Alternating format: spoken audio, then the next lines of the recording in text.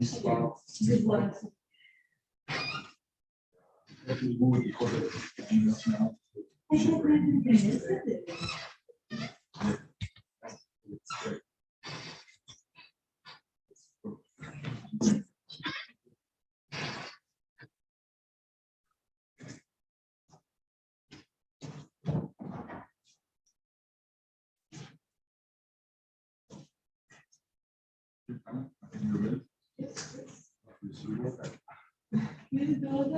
Well, yesterday we had a wonderful day, which was probably a bit too tight packed. My apologies, but for the conference program, it should have been actually extended to 2 days. But anyway, it was a great discussion about investment technologies, spiritual advancement, human nature, and if I may kind of summarize this, we are at a very interesting turning point in history with Anthropocene, with a new technological powers coming.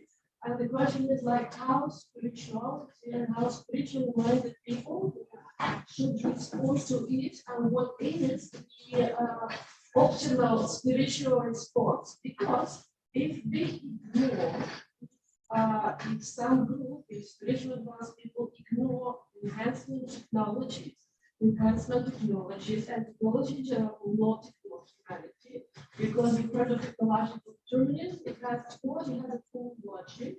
So if humans will not interfere with technology, will not guide it, it can have its own logic. So I think it's much better if those who have really genuine experts in spirituality and genuine understanding of human consciousness and subconsciousness would take the lead and would try to channel it into a safe and beneficial direction, instead of just saying no, just trying to see what is separate the detrimental from beneficial and give some understanding of human nature, which would enable us to preserve human nature. Because one of the ideas is to preserve human potential and possibly realize it, but at least not let it to be destroyed, because we have various risks. We have risk of nuclear destruction, we have risk of climate change, but we also risk of human self-destruction due to unwise use of or abuse of technologies, political totalitarianism. I think maybe threat number one to humanity today is a decline of democracy, global decline of democracy, and threat of totalitarianism coming from like Russia and China. But not from the Russian China, also from the populist. So the question is like how genuine spirituality can respond to it so as to guarantee future for humanity. So thank you. Extremely happy to give floor to Alexander Milano, who is an expert in space law. Excuse me, could you please turn on the microphone? It's very hard to understand from here. I'm also expert in Qatar teachings, spiritual, Qatar spirituality. Yes, free teachings, which is studying them since 2011, and I'm delighted to share some of this information. You see that it's very out there. So it's going to bring, I hope, new perspectives and the topic for the discussion of the measure. All right, thank you. So I'd like to start with, because the topic is origins of humanity. So it's very concrete, basically where does humanity come from? Excuse me, could you please turn on the microphone? Could you please use a mic? We don't understand on the internet. We don't understand you. We cannot understand you. So what are the freedom teachings? Before I go that, just introductory slide about relationship between science and mystical knowledge. What should we do with this mystical information, revelations, whether they could be from very old times, whether they're newly merged, how to approach them? In my view, as a part of academia, I think we should explore them scientifically, or we should try to do that. And which mystical knowledge would give us an inspiration to think about new scientific instruments that we could apply in order to understand the hypotheses that are this mystical text or revelations, Metaform of Logic, etc. And to properly explain this new reality that is given to us.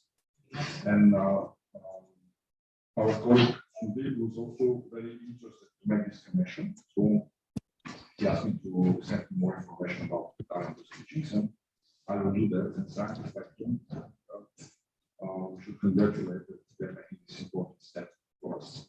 So I'm starting with this teaching. So what are they? The freedom teachings are also known as Melchizedek Cloister Emerald Order teachings. So this particular entity, Melchizedek Cloister Emerald Order, is stated to be very old and not originated here on Earth. So these are also teachings, yes, of the sacred law of one. And they are, as you see, advanced spiritual esoteric knowledge, and there is a claim of historical authenticity, which of course we cannot verify right now. There are some interesting hypotheses that I'm going to present very quickly, because we don't have much time. So the information, which is the source of the information, it's provided by a collective of billions of interdimensional stellar races, known as the Hegelian Dialectics. So here, this immediately sends us in a very new type of perspective, dimension. Of course, those of you who might be, for whom it might be difficult to accept this, just read it as a story. And my advice is go to the analyze the information that is provided, and then we can judge about the source, and then we can discuss about those claims that are very radical. On Earth, the Hegelian Alliance was bringing pieces of this knowledge in different historical times through speakers. People. Those speakers were getting certain contracts, speakers contract, and the most well-known speakers is claimed to be it is Jesus Christ, Jesus and other Melchizedek. So the claim that is made here, and from the dots, yes. So according to these teachings, they are part of the Essenic sect, which was in the present day Israel. More information about it can be found in the book. One of them is The Voyager Secrets of Humanity. I will explain what humanity is. There are numerous manuals on Kata. There are several levels of Kata, and dozens of workshops on different topics. The speaker is Yesha Ashayama Andreas. This is This is an old bishop question, born in 1964.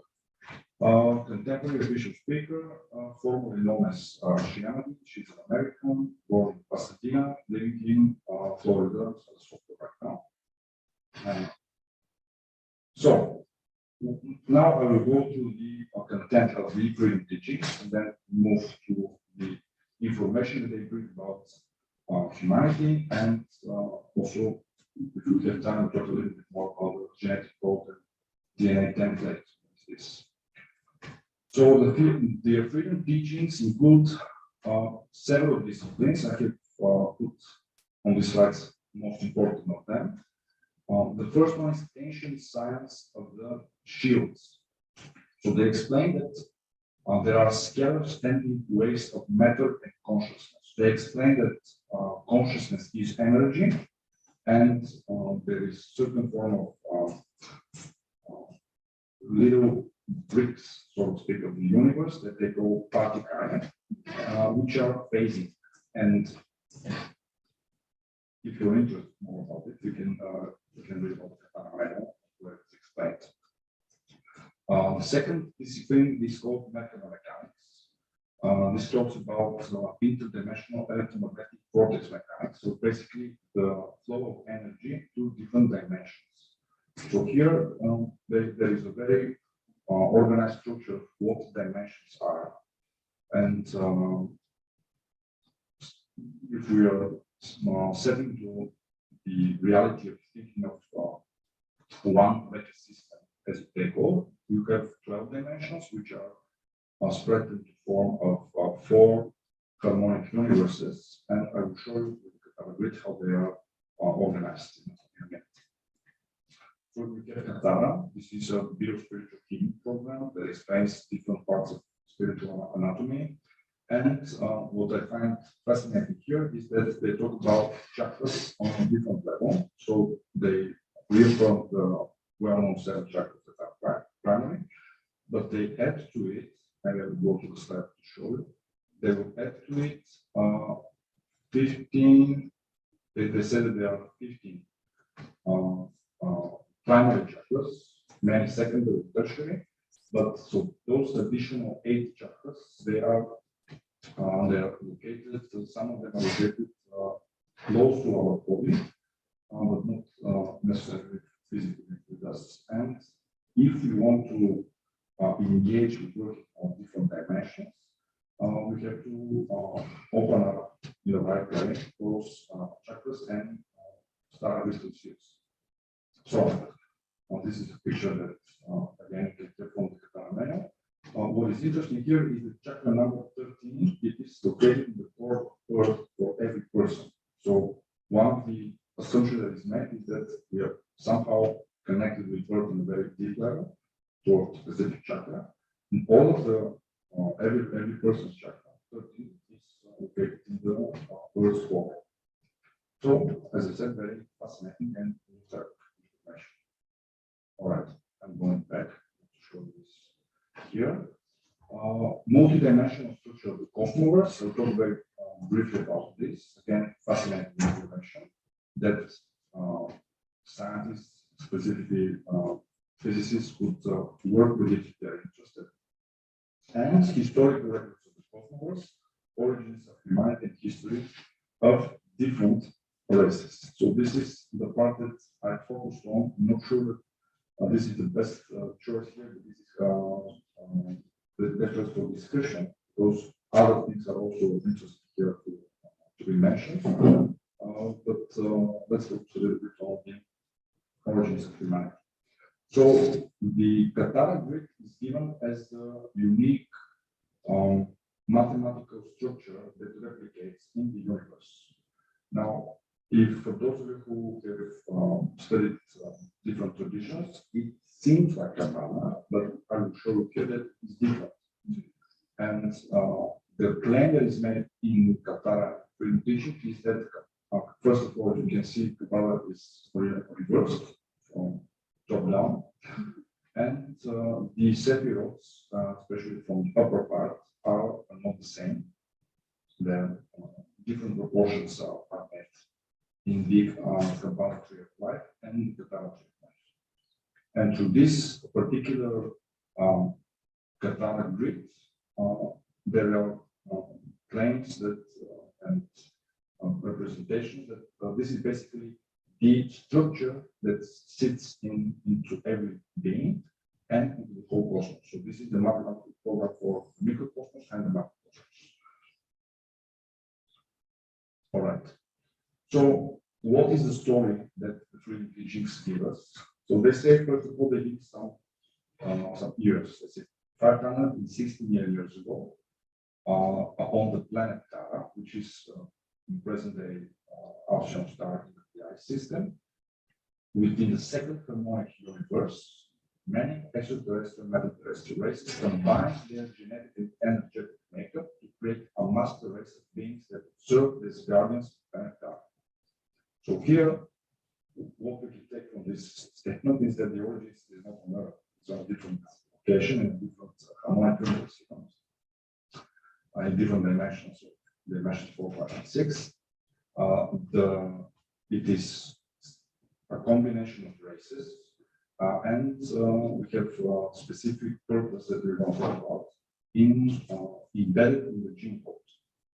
Now, according to the freedom teaching, gene code is extremely important if we're talking about working with Templar of planets, basically, and the ability to move through time-space and to go through different dimensions.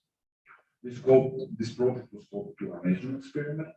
It has specific reasons that it has to do with history that's even older. And the Turanesian race evolved, according to the teachings, for about 8 million years on Terra, with 12 primary superation divisions among them. All of the races have the unique birth-family package. Again, I'm not going to go into details here. So this is a slide that tries to show basically difference between harmonic universe 1 and harmonic universe 2. So the big is kind that you do have biology, we do have biology on harmonic universe 2, but it's slightly different. It's not carbon-based. It is a combination between silicon and carbon. And on harmonic universe 3, you have silicon-based biology.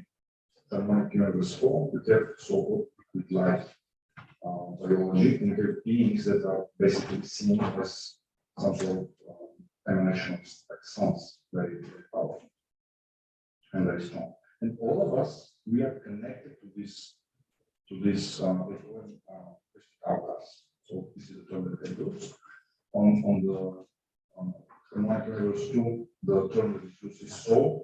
And on harmonic universe 3, it's used oversoul. And the fourth harmonic universe, they mention 10 in the line 12. This is the location, basically, of our crystal avatars, to which we are basically a representation of a small version, and we're doing some work for this being.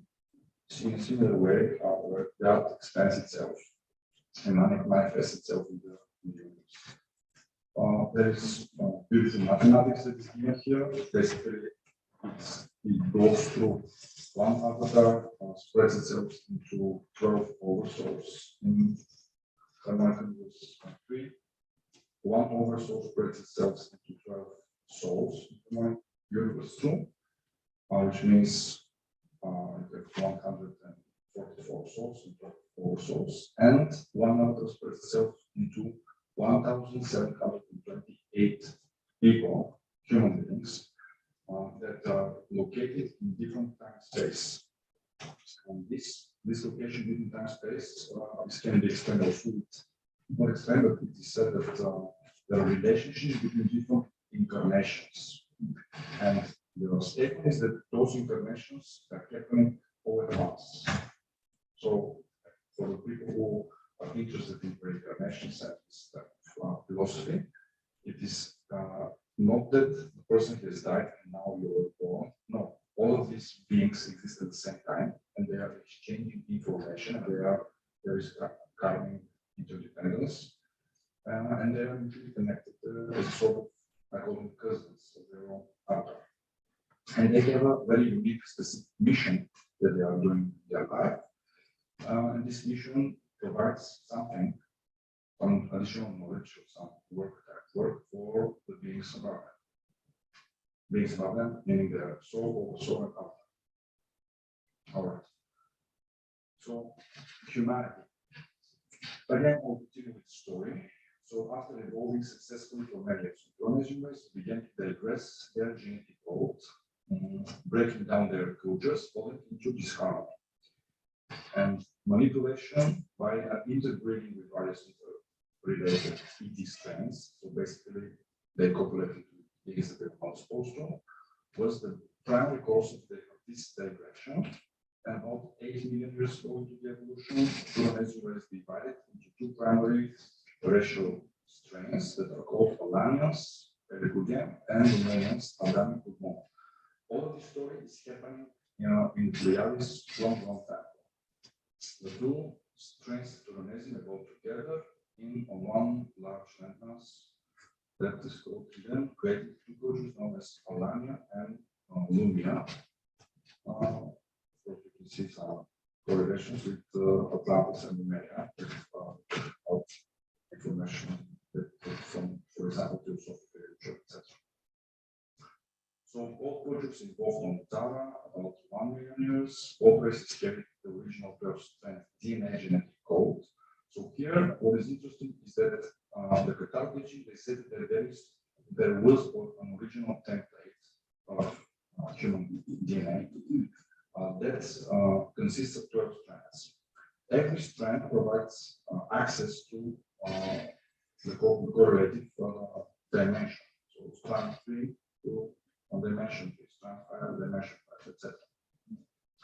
So what is important is that presently on Earth, the teachings claim that people could learn themselves how to activate gently their DNA so that they can basically master and open this potential that is embedded into them.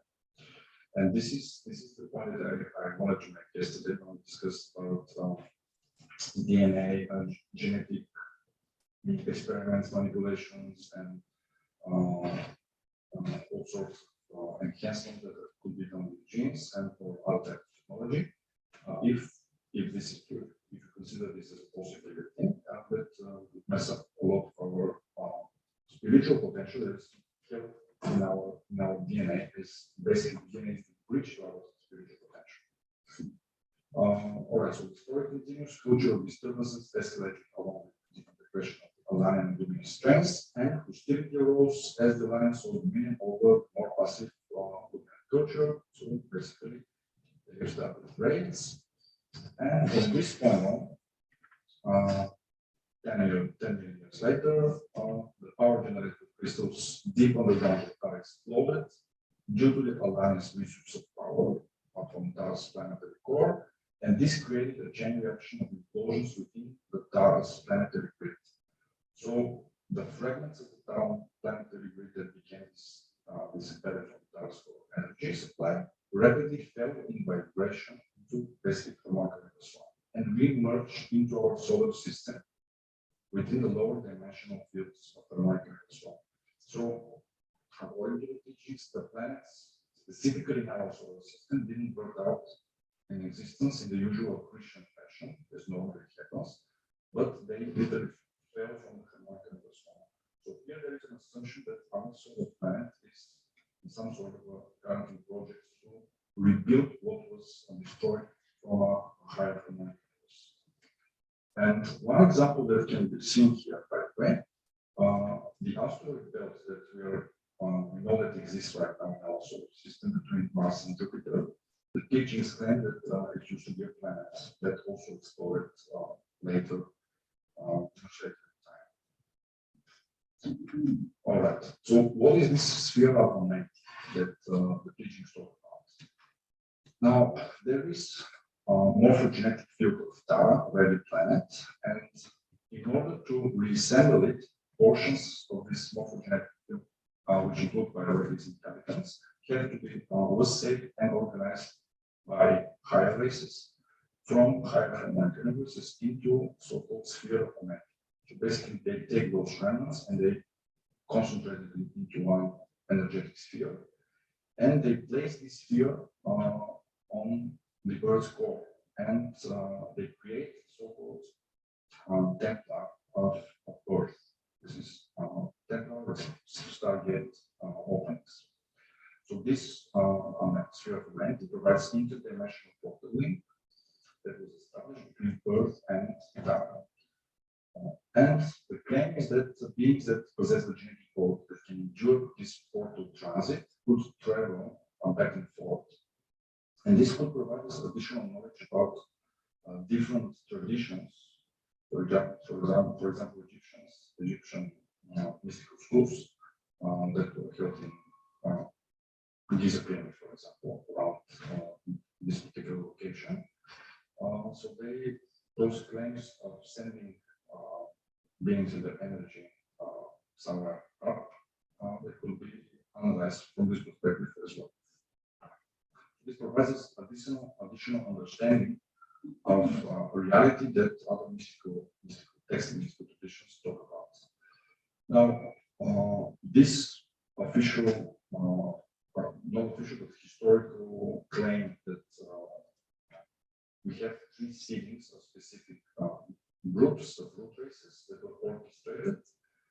First one is 6.5 million years ago, second one 3.7 million years ago, and the last one is 800,000 years ago, which continues today. And the claim is that the fourth one is not going to be, they're not going to attend, basically. The seeding of those races basically on Earth is called the Turunism 2 experiment. So the second attempt to write a long supermate somewhere in harmonic universes 4 and above. So the contemporary and final proceeding was done on in 24 sacred sites on Earth, which are called stargates. 12 of them are stargates, 12 of them are Q sites, which are the claims that they are specific vortices of interdimensional exchange. So this could give us additional perspective about the location of different people and about the usage of different sacred sites, the importance of sacred sites when they have the capacity, or if they have the capacity to deliver us or to have this flow from different dimensions. 144,000 people from specific magically rare line were simultaneously seeded, and information about seeding of other non-human races is also provided in the freedom teachings. Now, this is interesting here because there are, according to this text and this workshop that were given as well, they provide a lot of detailed information about the invasion of other races and beings that existed, that were allowed to be on planet Earth, and that they were allowed to basically be genetically similar to humans so that they could reproduce themselves together with humans. And the idea here was to give the opportunity for those beings of different strains, think about draconian beings, for example, to their higher ups, basically, to be given the opportunity to come back to light. So, according to the teachings, in our DNA, we do have multiple heritage of different races that are not only human, but also others that were, to some extent, they were allowed. Some of them were not supposed to correlate with humans, for example. But the DNA of everyone is, according to teachings, very unique and different in this sense. So, if, the interesting part of this fact that in a human body there could be not only a human soul, but other types of souls, could provide us, I think, insight to understand why certain people, for example, truly lack empathy. And we call it as different types of sociopathy, but truly we don't know exactly what is the reason for this extraordinary deviant behavior. And this could provide some additional insight and perspective on this topic. So what is the purpose? Why are we doing this? Why are we living? Is there any big plan that is followed? So the divine purpose of the angelic imagination, as they're called, is to correct the final sequence of the planetary shifts, basically to support the planet to return back to this different harmonic universe. Now there are different things that have happened. I don't have time to explain, but this is the original mission, Christus mission. And the humans are supposed to be so-called frequency transducers. So the purpose of being on a planet is to provide this type of connection from with and passing the frequency that is from different dimensions that can be properly absorbed by the planet. So the frequency transducers for stargate frequency during periods of stellar activation cycles of Earth. Now, stellar activation cycle, according to the teachings, is a specific process that happens with the 10 so basically the stargates are supposed to open. It is not happening automatically, so it has to be done by beings that are controlling this process. And it happens in different periods, around 25,000. There is exact number which I don't remember. And the reason that those teachings are even right now is because the claim that is that we are in the process of this kind of better occupation cycles since the year 2000. And humans are sending parallel sequences to the archives through their DNA. So basically, as a frequency transducer, this is one of the purpose. I showed you this slide. Now, if you see here on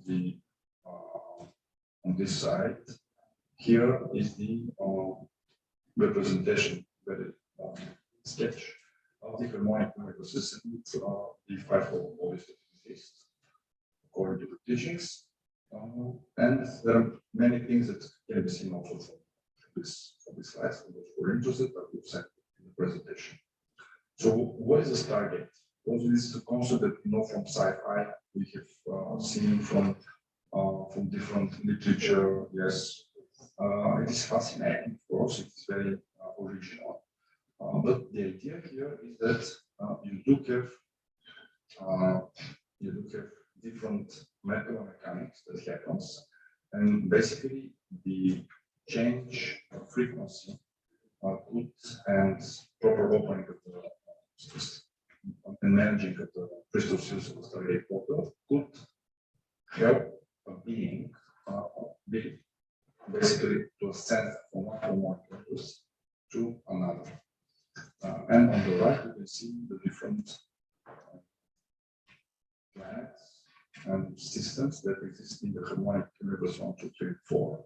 4 Earth, Earth, Gaia, and the fourth one is on the density 4 around 10. Now, crystalline metal field. This is how the Kata grid, as you can see here, basically around it, those circles and these pyramids. So they are, if you imagine in 3-dimensional, imagine that around every one of us there are those pyramids.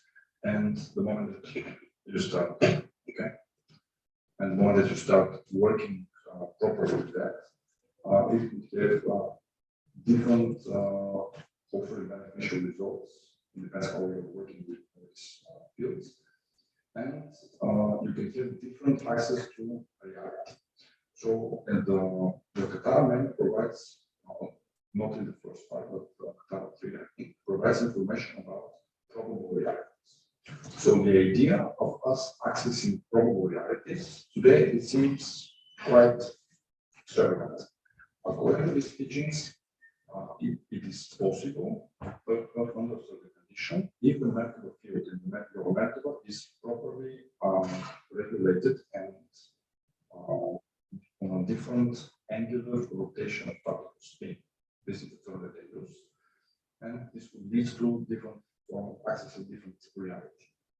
So it could be from different dimension or parallel reality or probable reality. This is the Krasta ascension capsule. So these are basically parts of the spiritual anatomy if the person is activated to travel between those dimensions. This is beautiful pictures that can be seen here. And again, similar paintings maybe we have seen for some people who have been taught with saints, etc. So this provides additional information. And I think this is the last slide that I want to talk about very quickly. So this is what is called stairway to heaven. This is the name of the slide. So what is this thing of reality in this equation? And I was amazed how big and how coherent this three digits present that reality is according to that. Of course, this is historic hypothesis.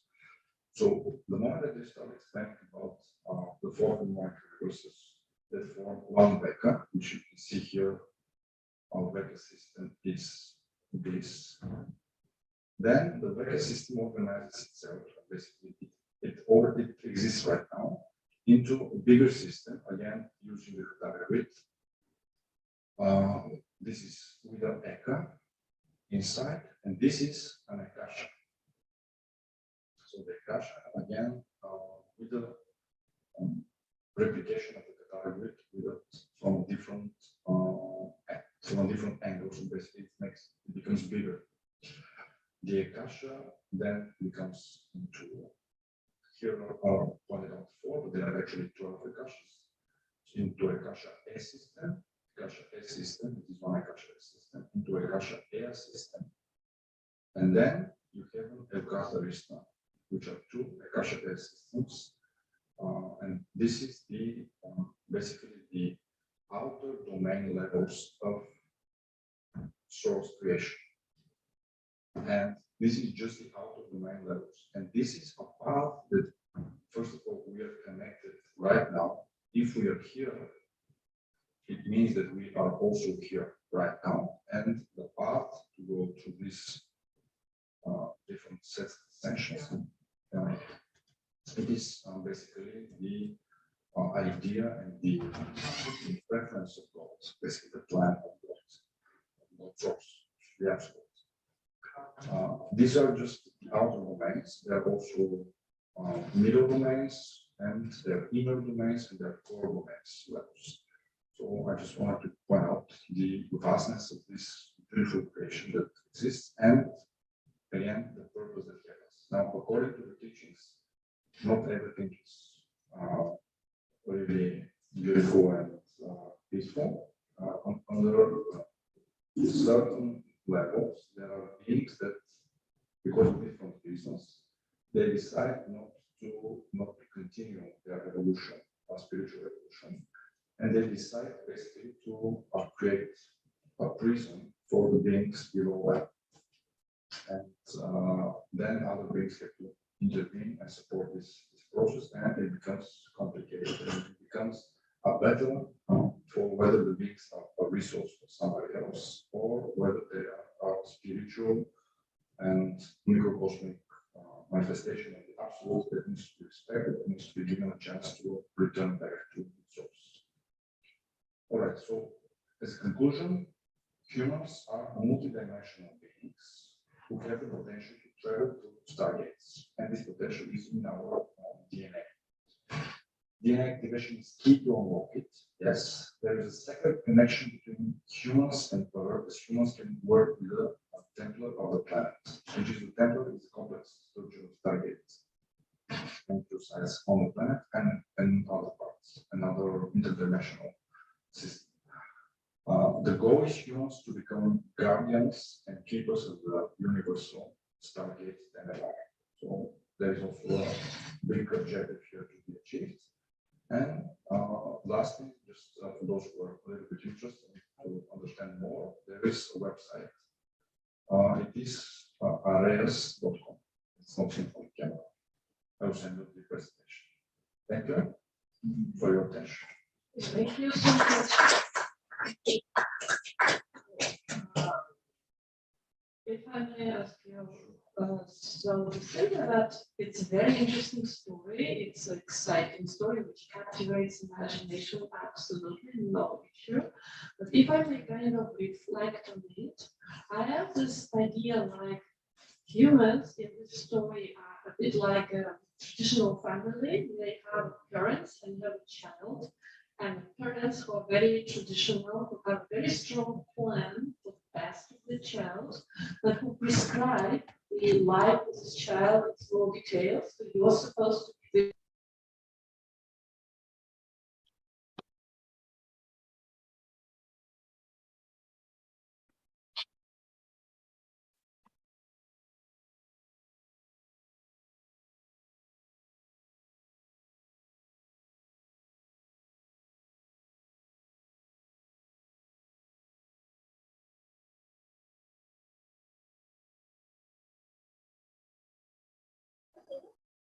Tatiana?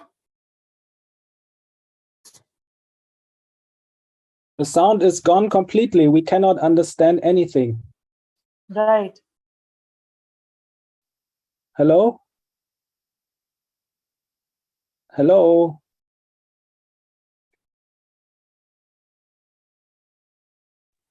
Hello? The sound is completely off. We don't understand anything here anymore on the internet.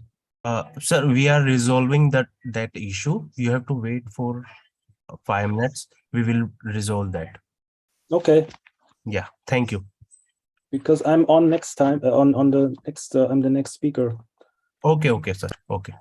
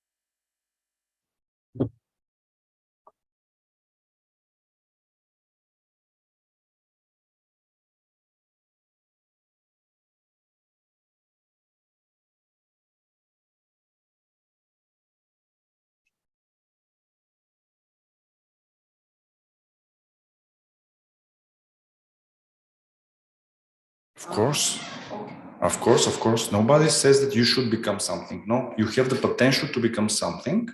If you want to go this direction, do that. You might choose another path, do that.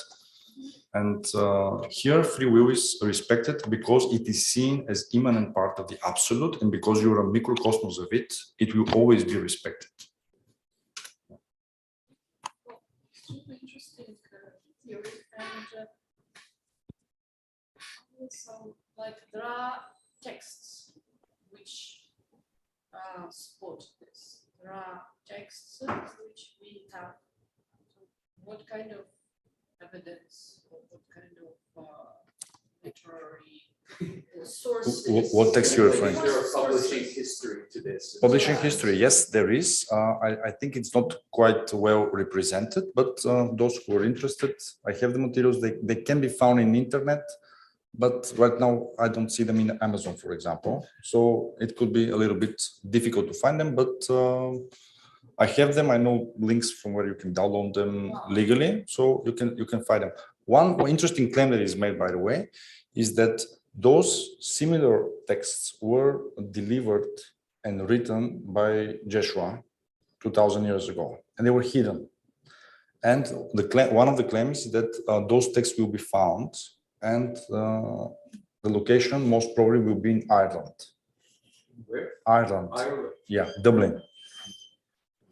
So again, these are claims just to see if this happens. This will be an interesting proof about the origins of this information. I wanted to ask, is there any connection with the state of the planet today, where crisis here is the crisis of civilization that we are experiencing now, and climate change is one aspect, one manifestation of it, relates to the bigger plan of humans in this, restoring the harmony in these scriptures or the plan. This is one. Second, I wanted to ask, what is it about Jesus that think the origin of these, or maybe we can think of, the point I'm just asking if there might be a multiple, I can think of, I don't know, Vedic rishis, for example, that might be also had a potential at least to be a channel for this kind of information. Or you say no, something specific about Jesus and the very context that he was brought up relates to it. All right, I will start with the second question. So this was, yes, this was just an example of a speaker. There are other speakers, and the teachings, those teachings claim to be shared with different cultures in different historical periods. And from what I understood, also main core part, but also certain aspects of the teachings. So every culture was given a knowledge of specific things, and they were given in India, in Egypt, in South America as well. So every culture was basically given portions of it. Every or most cultures were given. I don't know to whom in India. I don't know. I know that at some point through Egyptian cultures, Thoth. This was according to the teachings around 9,900 and something years ago. That's related to Hermeticism. Yes, but there is a twist there. He was not from the descent of the human lineage. He was Anunnaki, and he wanted to support certain people, and he was given the chance to be a third speaker, but ultimately he didn't use this chance well. He used the opportunity to send his people in certain places, but did something's wrong. So there is a lot of interesting stories. You can see them as mythology. I think it's easier. But yes, there are different connections for certainly not just Christianity. Thank you for giving me the opportunity to clarify this part. About the human civilization right now, what is according to these teachings, there are the things that are happening on a much higher level, much higher level, that are extremely unique and never happened before.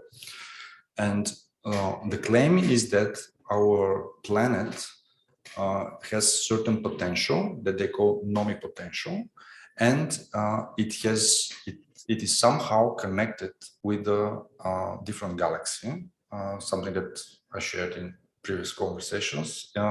There is some kind of interdimensional link with Andromeda galaxy. So what is proposed and what is stipulated in the teaching is that the humans should correlate their frequency with the frequency of the planet, because the planet is going to be pulled up in a different galaxy, in a different area.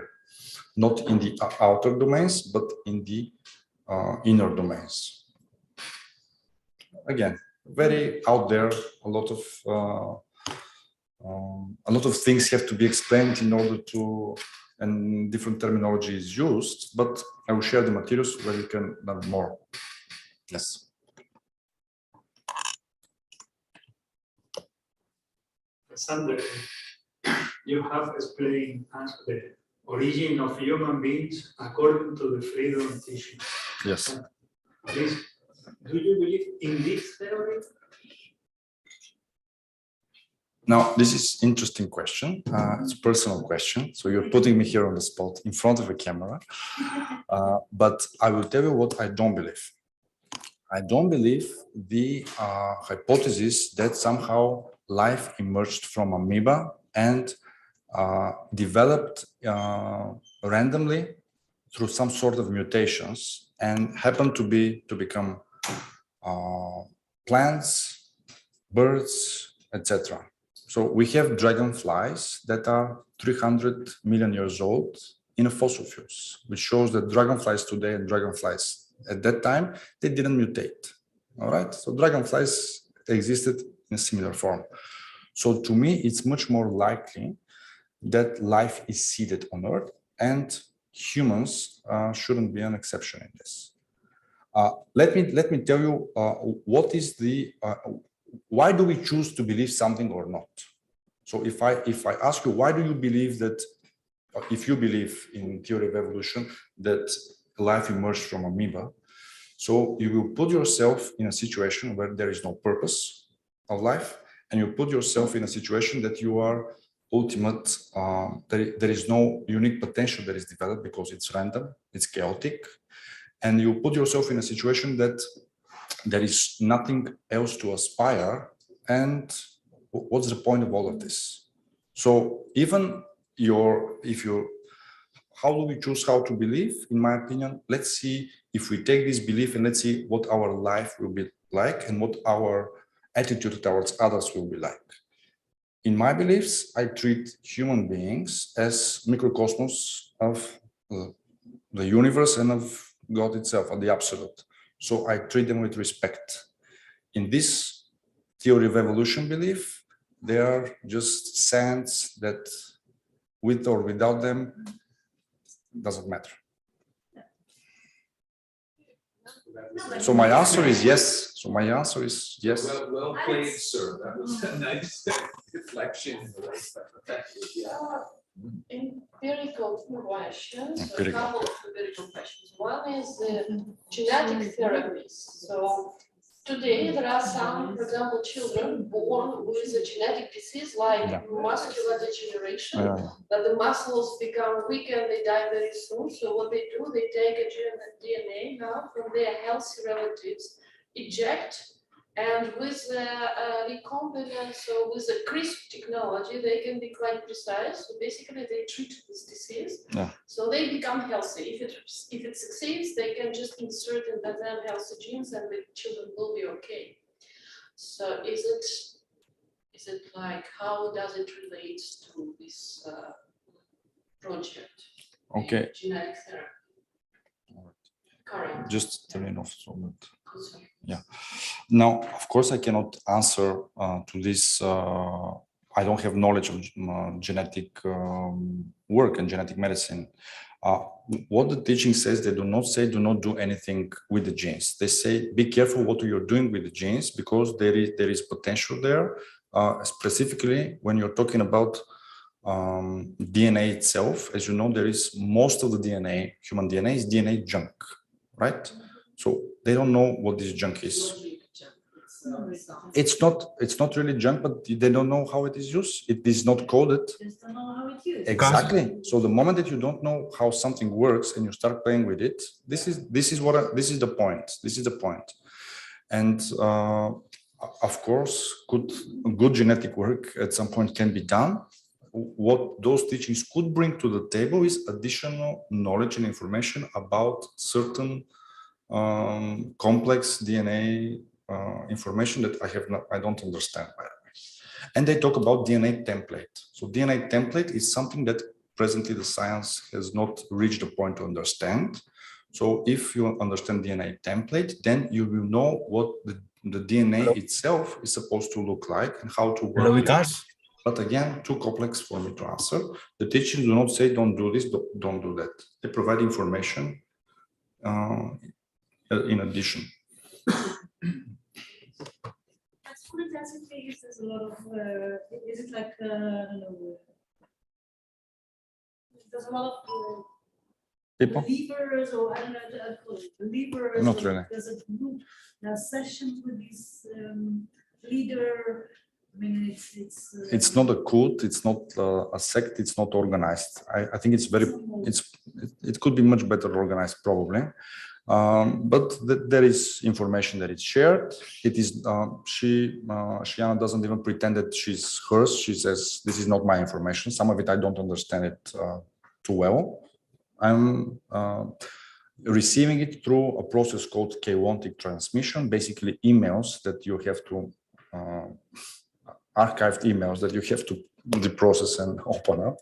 And then she provides information about different things that Guardians would like to share with humanity as a whole. Not many people, few thousand people maybe. But it's not organized as a sector or as a cult. One more tangible question. Well, thank you. That was perhaps a bit too dense to kind of process at one go. But continuing Because, well, from this perspective, evolution theory doesn't work at all, right? So the humans have a DNA that comes from somewhere, already made as it is, and there are ways that we don't understand how it functions, but it is somehow a determining factor in many respects, and it's also something not to be tampered with lightly. Huh? Yes. So what about animals then? Do animals, I mean, does the evolutionary theory work for them? No. Or have they also received their DNA from above? Second, the logic of the evolution theory, but again, this is not something that comes directly from those texts, but actually I will find where they have explanation why evolutionary theory in this sense doesn't work like this. It's not working because biology does not change this way. It has to, according to these teachings, it has to be designed, and then it stays in its template. It is not changed. And if evolutionary theory work, in my opinion, you will not see so many well differentiated beings, like animals, for example. If you're talking about animals, you will see slowly stages of one animal transitioning to another. You will not see so well-defined groups of animals. We're not biologists here, so that Alright. is difficult to figure out. But then again, does it mean then for each species that They're we seeded. have They're seeded. Yes, they are made up somewhere. They're every seeded single species with a has- purpose. Yes, and there is some purpose, and also there is a goal for them also to develop spiritually. Oh, really? Oh Hello. yes. Okay, that's it.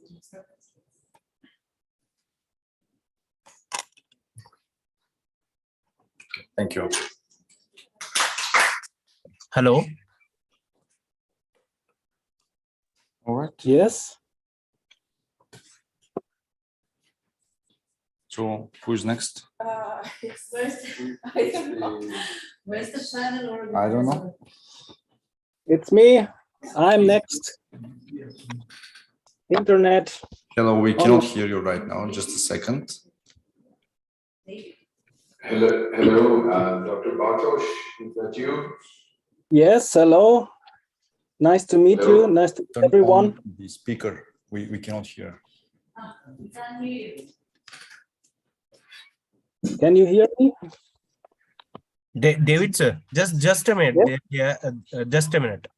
They can hear you now, but there is a technical glitch, so they are resolving for. Okay, okay. No Oh, problem. yeah. Yes, sir. Thank you.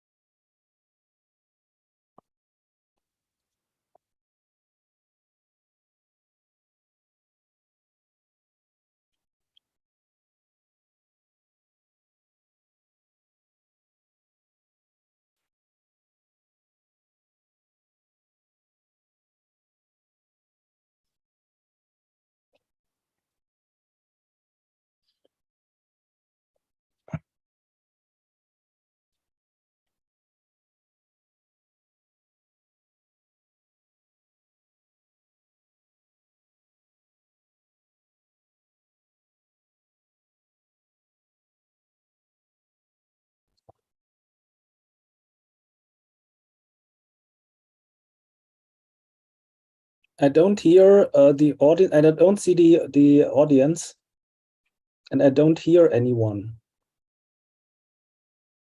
Sir, just a minute, sir.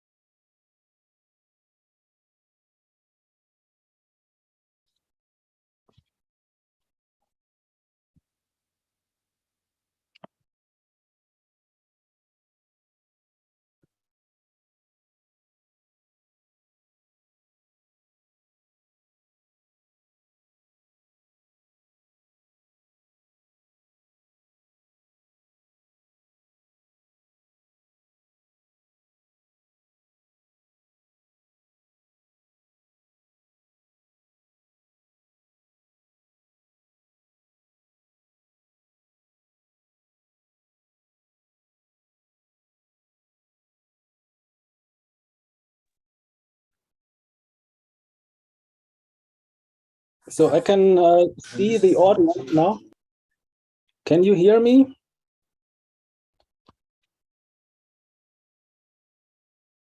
I cannot hear you. I cannot hear the audience. Now I hear you. Now I hear you. Mhm.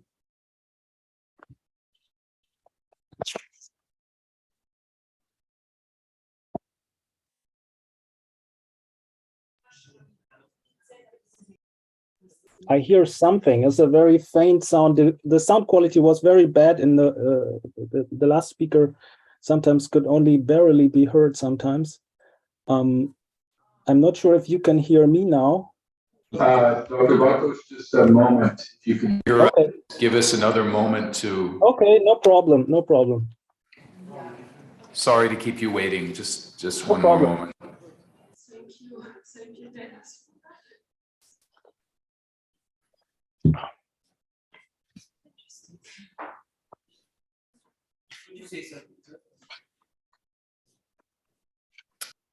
Dr. Bartos, could you just speak again so we can check our volume level here? Yes. 1, 2, 3. Check. Check. Can you hear me? Yes, we can hear you. Okay. Wonderful. That's good. Just one moment. Yes. 1, 2, 3. Check. Sorry, we're just doing a sound check here. The No, that's volume okay. is That's, kind of low, but just one more minute. Okay, no problem.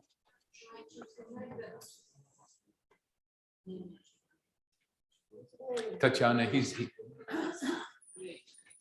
he's already connected.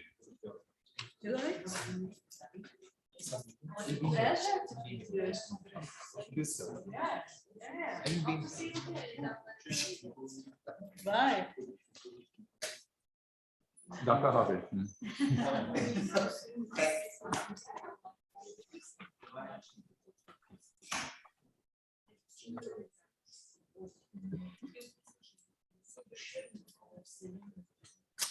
Okay, do you want to take over again, Tatiana?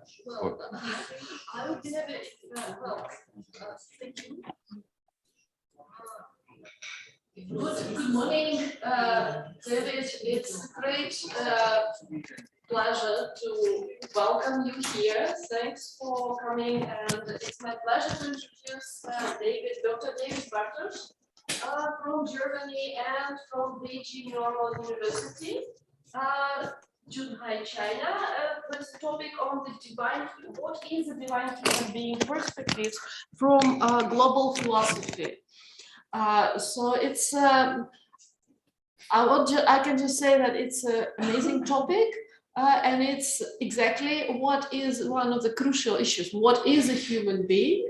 Because all our kind of dealing with contemporary technologies and enhancement and everything else actually should depend on our understanding on what human being is. So it cannot be overestimated the importance of understanding it adequately. So I'm happy to give a floor to you.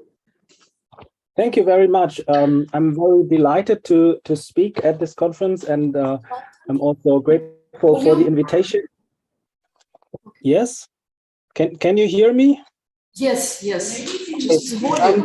I cannot see the audience. It would be nice to have an image of the. Can you please show them can you please make the two-way video? They can see us. They can see us. Yes, yes.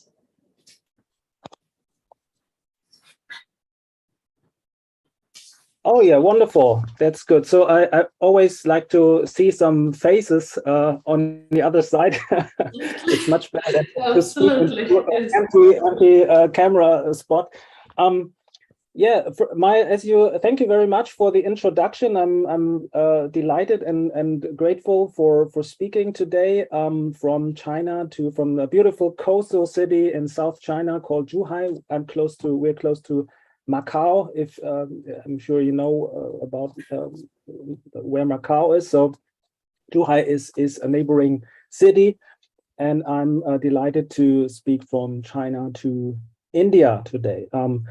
As you already said, the title of my speech is "What is the in brackets divine human being? ? Perspectives from global philosophy." And before I start, I have also provided some recent literature of myself in the chat box. So most things that I'm going to say are related to especially to the last article that I published this month, Transcultural Philosophy and its Foundations in Implicate Logic. It's been published in Asian Studies, Slovenian journal, famous sinology journal, and you can read more about the content in this article, or you can also look up the other article that I mentioned, or the book in German. So in case that someone reads German, you can of course also refer to an older publication from 2015. So I'm going to start. What is the human being? We all know this question that has been posed for millennia. It became Kant's famous fourth question. I have inserted the word divine in brackets here into the question in the title of this lecture. Now, what is that supposed to mean? Does it imply an implicit divinity of the human being? Is the human being a divine being per se? Or do we at least inherit the possibility to represent something divine? But what should that be? And when or under which circumstance could a human being to be considered of partaking this divine? I hasten to say that I will unfold my answers from the perspective of philosophy, in particular from the angle of transcultural comparative philosophy, or we might also say global philosophy, not from the point of view of theology or religious studies here. An overarching answer to our questions can be found in the traditions of philosophy of ancient civilizations. The answer of all of these traditions is actually rather simple, but it is still rather difficult to grasp for three reasons. Good. We have again audio. Audio is again good. Okay. Sorry. Should I start again, or yes, please? Yes, please. Sorry. the whole from the beginning? No. I think you could ask if in this computer maybe. What? The volume, not just the maybe in volume this from inside. computer. So can you please make volume up? No, this is not what I'm trying to do, but I think maybe it's in computer. Maybe. The volume of the microphone, you Yes. think? Yeah. Could you try to increase the volume of the microphone on your side? Would that be possible? Because we don't hear I think you. my computer is fine. It's already very loud on my side. No, but can you regulate the volume of your microphone, not of the output of your speakers? Do you think No, I mean the microphone is already. I see on my side it's very high. Okay. Maybe I can check. I think it's a problem. I guess it's a problem on your side because we all had problems to follow the last speaker because the volume was so low. So I think it might be a problem on your side. I think my microphone should be okay. Yes, David, we can hear you clearly online. So the problem is not yours. Okay, good. It's not on my side. So what should we do?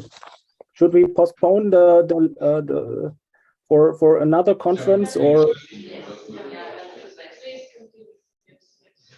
Could you perhaps go back 1 minute from where you had arrived to, or just go a couple of minutes back in your speech? Okay, so is it okay now? Should I continue? Yes, please. Okay, good. So I will go back a few sentences, and yeah, these things always happen online. This they cannot be avoided. So I hasten. Okay, I will start with the last paragraph.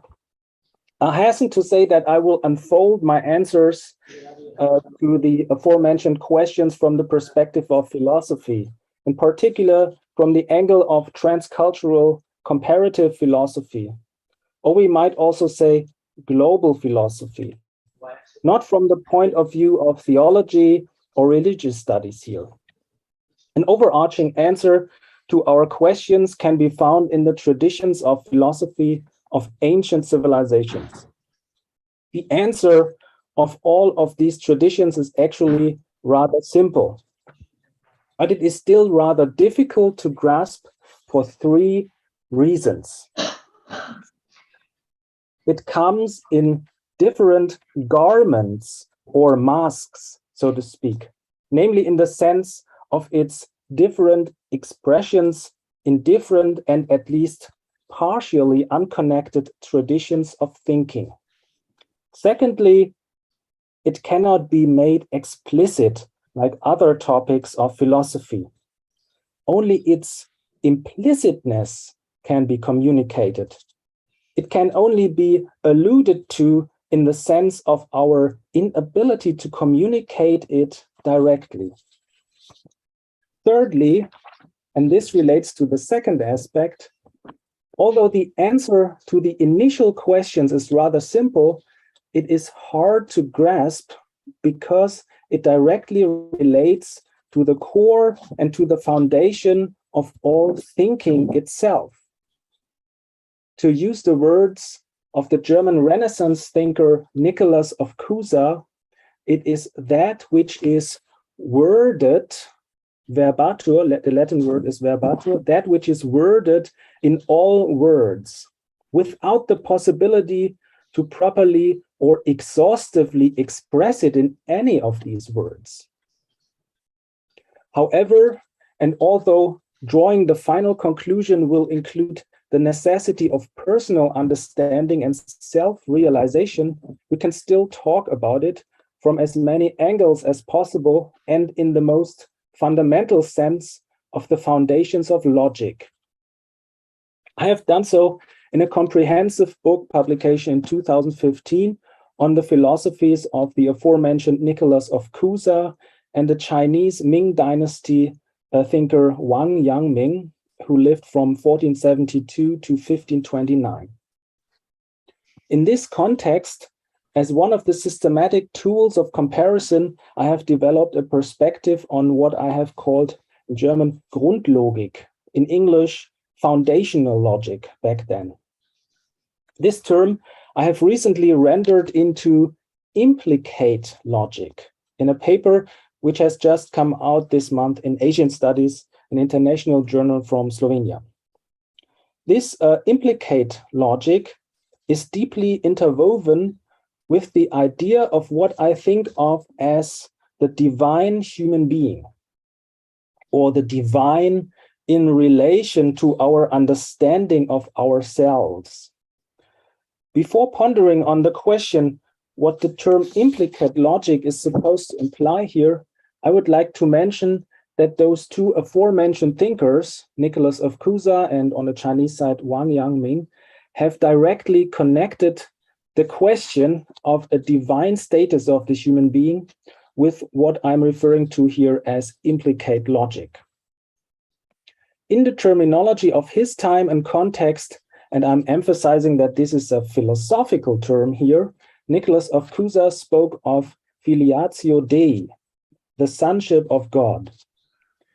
The driving question behind the philosophy of the Chinese master Wang Yangming was how to become a sage, how to become a fully realized, fully integrated human being in absolute accord and fundamentally in resonance with the self-organizing principle of heaven. The Chinese term for the self-organizing principle of heaven is Tianli. Both philosophers have different concepts of the human being, and the philosophical foundation of Cusa's a comprehensive Neo-Platonist Christian worldview might best be described as a logic of creation. Wang Yangming's Confucian, Daoist, Buddhist background doesn't know the creation of time and space from eternity, or the human being as a finite image of a creator. It might therefore best be described as a logic of transformation. So here we have to ask ourselves, so what is the connecting element between the two worldviews? Do their understandings of the human being overlap at some point or in some way? We can pose this question in view of a comparative category of a divine aspect of being human here on this occasion. It is exactly at this point that I have to come back to what I call implicate logic. Let me start with an example or image which is derived from the philosophy of Augustine of Hippo, a well-known Christian thinker of late Roman antiquity. Augustine said, if one properly understands the relationship between the Father and the Son, one is actualizing this relationship between the Father and the Son. One is actualizing this relationship itself, which is otherwise known as, in the contemporary terminology, the Holy Spirit. We want to take this word in a philosophical sense here. What is the philosophical meaning of Augustine's statement that if one realizes, understands this relationship, one is elevated into the Trinity, the divine origin structure of the universe and everything there is? You can stick with the ancient image of father and son, which stems from a time when the shared roles in procreation were not yet properly understood, to explain the formal content that is intended here by using this image. The ancients claimed that the offspring's genetic characteristics, Augustine, by the way, is already talking about genetic mathematical codes in the semen, by the way, were fully due to the father. This means as the son was seen as from the father, the son was seen as forming a unity, one body with the father. On the other hand, the body of the son obviously was not identical with the father's. He was also different from the father, albeit, so to speak, manifesting the father in a new and transformed outlook, preparing to become a father himself, as his father has been a son before. Now, this ancient, as I have called it in my book from 2015, logic of generativity, is expressing the implicate logical metaform of the unity of unity and difference. Unity of unity and difference. Or we could also say unity through difference. I'm borrowing these terms from German idealist thinkers, but the implication goes far beyond these traditions. The metaform of logic, the implicate logic, might be imagined in the form of, or the metaform as such of logic as such might be imagined in the form of a river stream. At the well of the stream, there is the meta-paradoxical form of the unity through difference, the implicate logic. That's the wellspring, so to speak. Or as Cusanus would say, the complicatio.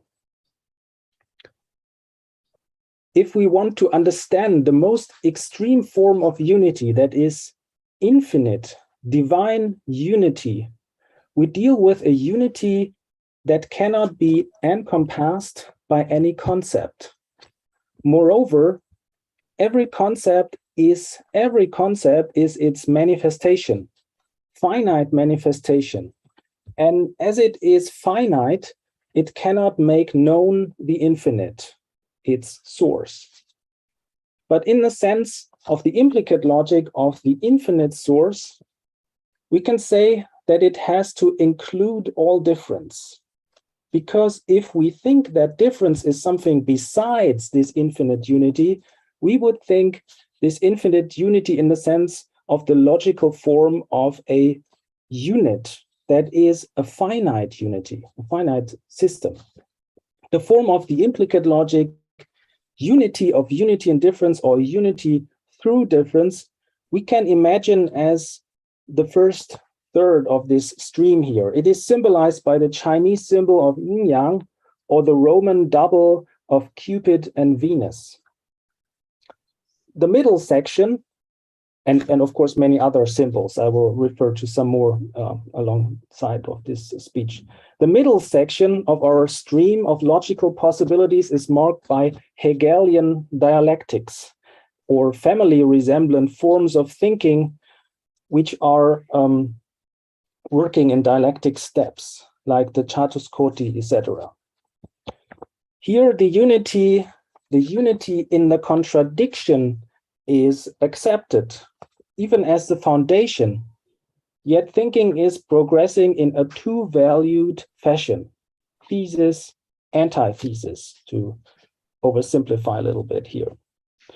In contrast to that, the implicate logic is the mode of noesis noesios, the thinking of thinking, the reflection of reflection, which at least in the sense of the ancient Greek term theoria, goes ad infinitum and is the infinite, or the representation of the infinite, in partaking the infinite.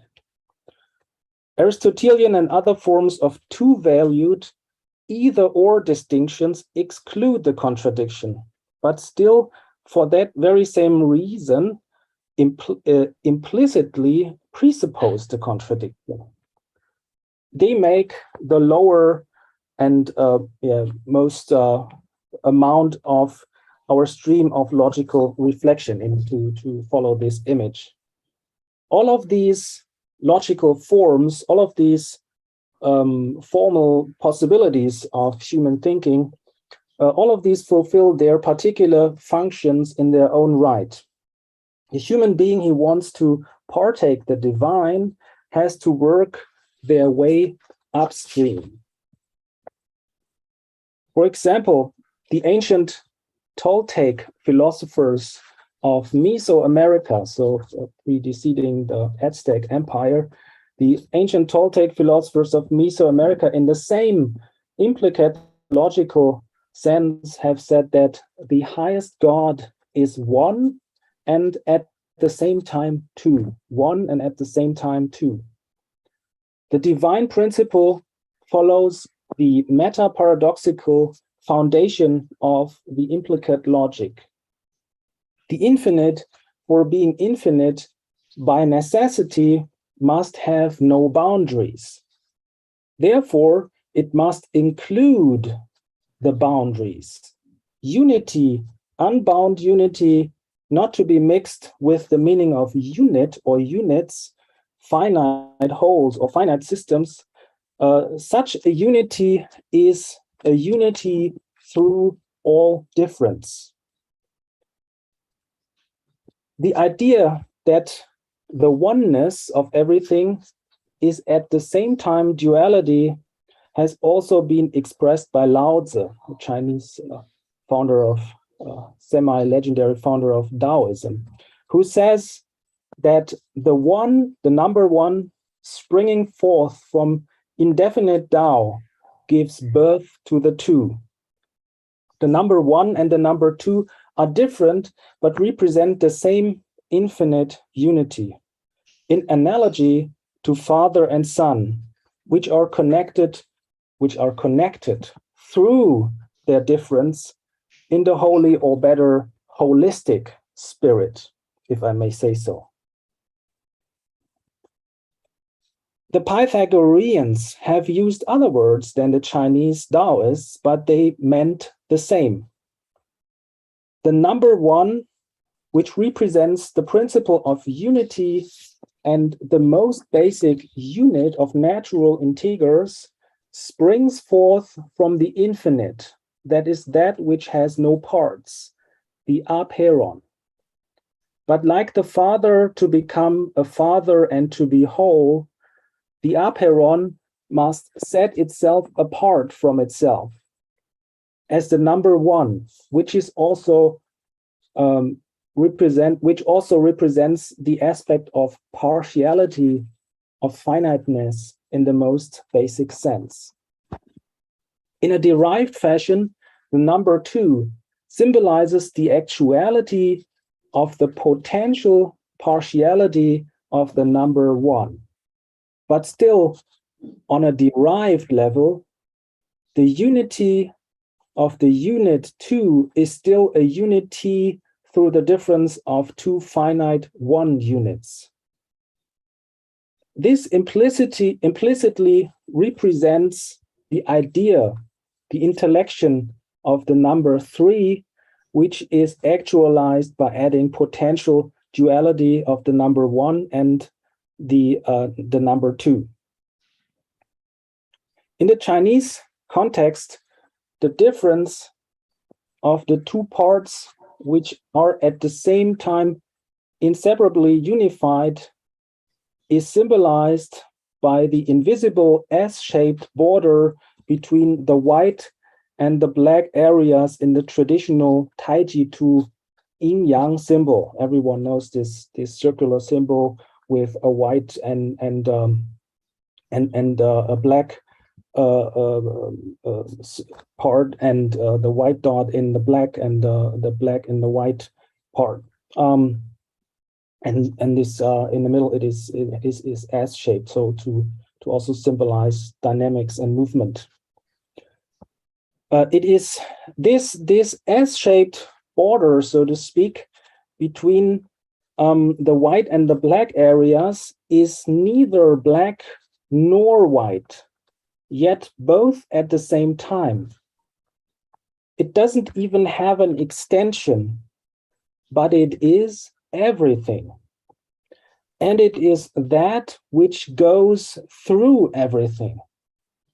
Ineffable Tao, or alternatively speaking, it is Heraclitus of Ephesus' Logos. The aforementioned Nicholas of Cusa has used the image of the wall of paradise, in Latin murus paradisi, for this. The wall is seemingly separating paradise from non-paradise. The enigma here is that paradise is not to be found within the circumference of the wall. The divine is not waiting within the walls, because this way we would take it as a part, which it cannot be. The implicate logical secret here is that it is that which, the divine is that which draws the distinction. The wall of paradise itself is what makes paradise. The wall makes paradise. It is itself. The wall is itself. The distinction, that which draws the distinction, is itself without any distinction or boundary.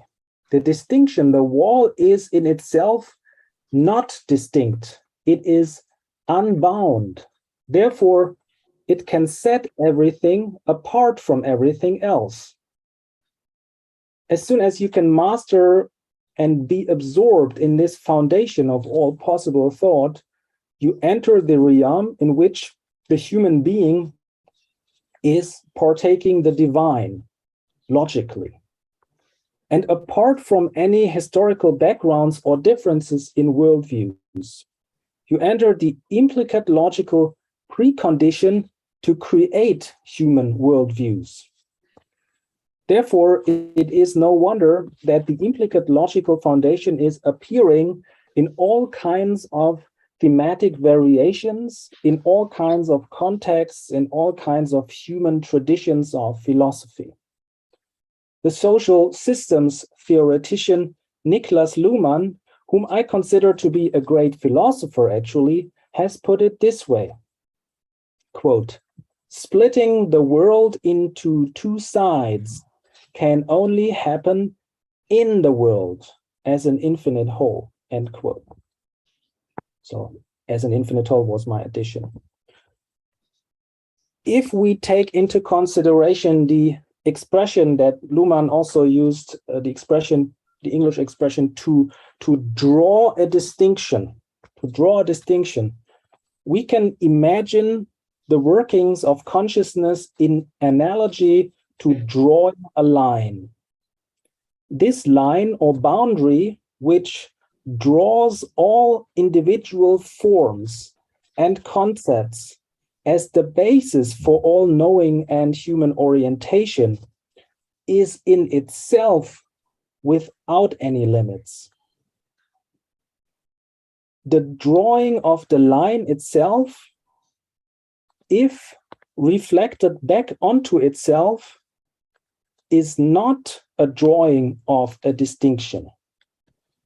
It is in itself indifferent, and all possible difference is enfolded with an E, English E, enfolded in it. Differentiation, having names, as the mother of the 10,000 things, as the ancient philosopher Lao Tzu would say, is its unfoldment with a U, unfoldment. But in an ineffable fashion, the enfoldment is manifested by all unfoldment, and in this sense, the infinite, the divine living capability of the cosmos is showing itself in an infinite way of plurality and novelty. Novelty throughout an expanding and evolving universe. Novelty can also be, we can make reference to Alfred North Whitehead on this occasion, of course, in terms of novelty. But we have to step back from the ecstatic sublimity that this statement might arouse. The important thing here is the source, the implicate logic of the unity and difference in its self-enfolding, with an E, self-enfolding foundation. One of the first philosophers at all, Udalaka Aruni, had a famous conversation with his son Swetaku, which is to be found in the Chandogya Upanishad. The implicate logical constellation of father and son implicitly and cryptically points to the implicate logic of the unity of all life, and also how death is an integral aspect of an undying cosmic divine life in itself. After each presentation of particular characteristic educational content, Udalaka emphasizes that Swetaku's individual consciousness, his finite representation, his unfoldment of time and space, his uniqueness is identical with the infinite mind and undying life, with the infinite life of the universe. Swetaku and Udalaka in their processes of cognition are both manifesting Sat, the true, the cosmic self, quote, and I'm relating to the old translation of Max Müller here, quote, which was in the beginning one only, without a second, end quote. To be without a second, it must include the difference. It must include, to be without a second, it must include the difference, and it must be that which sets things apart and therefore unites things as one at the same time. Therefore, not only, as Udalaka says, quote, when a man sleeps here, he becomes united with the true and gone to his own self, end quote, Also in the waking state, we are able to see through the egoistic veil that pushes away the other from partialized small human, Jiaoran, to use a term from the Chinese Confucian tradition. The insight of the implicate, basic, or foundational unity of myself with heaven, earth, and the 10,000 things, as the Ming Dynasty thinker Wang Yangming has put it, is the condition without which we would not be able to constantly let go the differentiation in the self-unfoldment of the implicate logical order. Only if we let go, we will truly be able to think and to constantly represent the novelty-bearing self-unfoldment of yet unknown consciousness. This way, we are able to see through the veils and layers of veils of distinctions and even attachments or selfish desires, as, for example, the ancient Chinese thinker Zhuangzi has emphasized in various ways. Udalaka Aruni constantly reminded his son Swetaku of the starting point for such an approach to divine human existence. One might say here, the singularity of the Atman is self-reflected as an infinite manifestation of Brahman, to use the younger terms here from the Vedantic tradition. Or in the more naturalistic terms of Udalaka himself, of Sat, in his sense of the universe, of a living meta-entity, constantly consuming and recreating itself.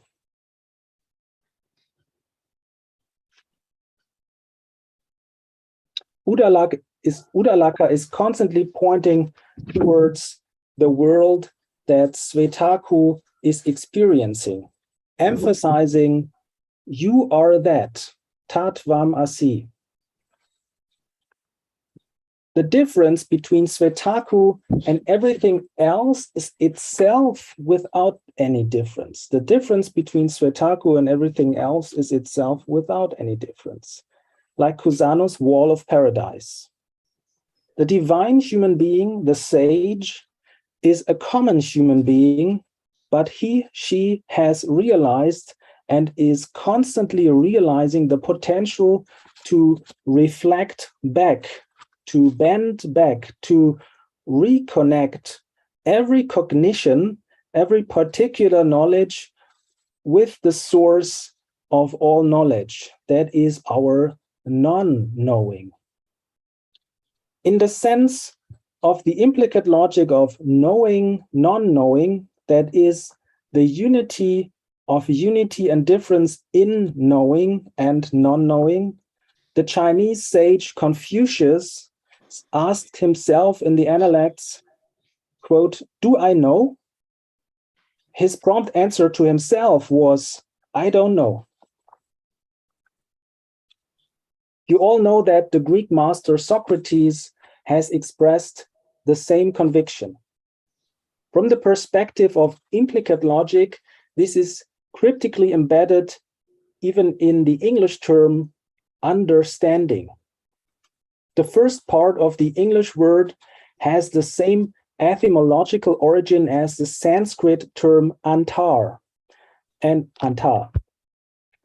the Latin word inter.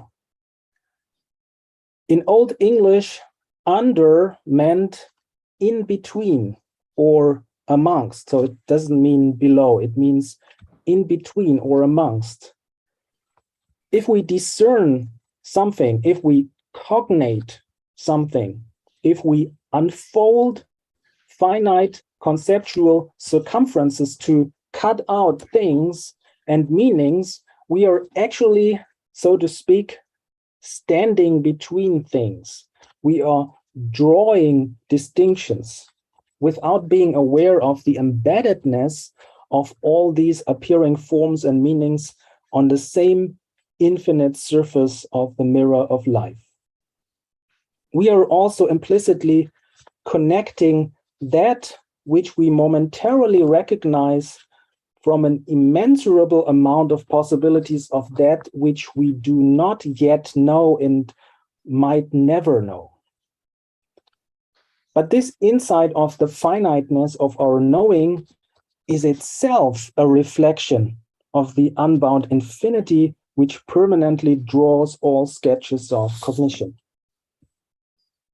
To cultivate this state of partaking the infinite, to realize the divine meant the, quote, extension of the good knowing, the cosmic good knowing, end quote, according to Wang Yangming, who lived 500 years ago.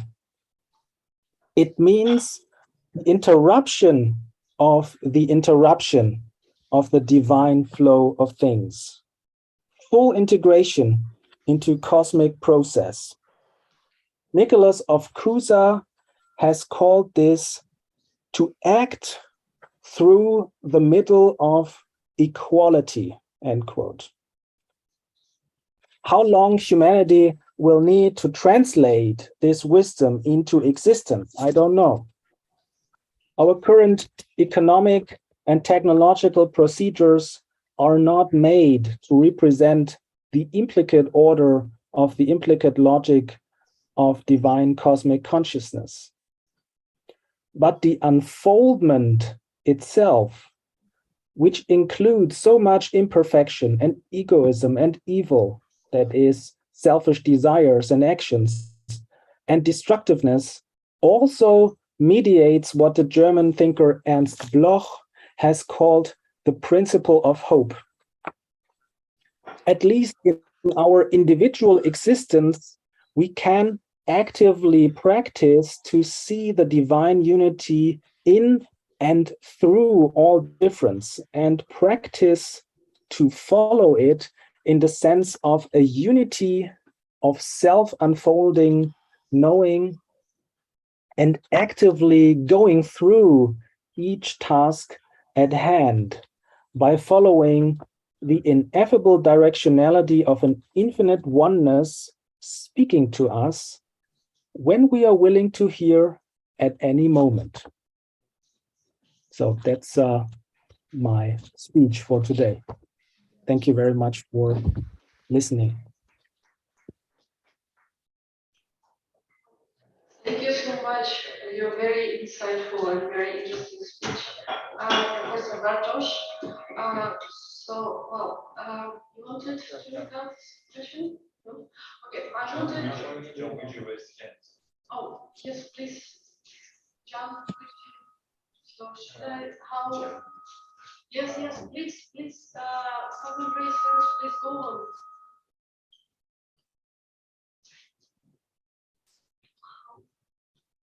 You need someone online? Yes. Yes, so please, Mr. Jam Guji, please go on with your question. Can you unmute yourself? Can you unmute, please, the speaker? Oh, it's a bit hard to, thank you, Professor Serja Lerba. I cannot hear you. In case you want to ask the question. Yeah, now I hear you. Yes, it's better. Yes, okay. No, it was only an approbation, an applause. By far. Oh, thank you. Thank you. Excuse me. In China, we would say "Bugandang," I'm not worthy.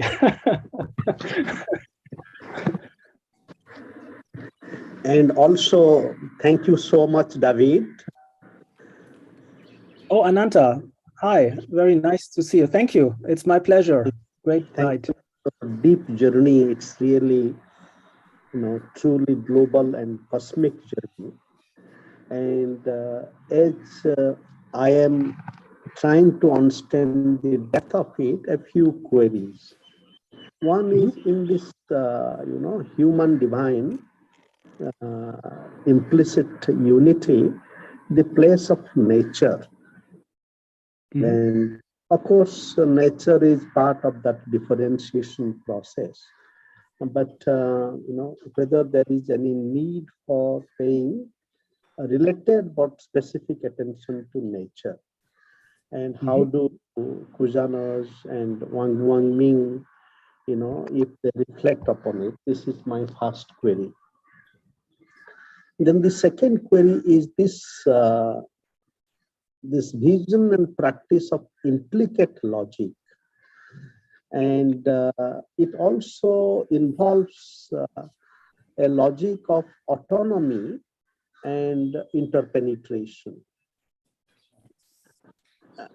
For example, the higher is already interpenetrating the lower, but there is also a kind of mutual interpenetration, mutual interconnections. For example, differences. Now, the differences are not just related to the originatory unity in a vertical sense. There are also the challenge of relationship among differences, and this relationship also has a horizontal dimension. And I'm just using it one way of understanding. And as each of the difference are already related to the originative unity, say in a vertical way, but the differences also have the challenge of horizontal interconnection.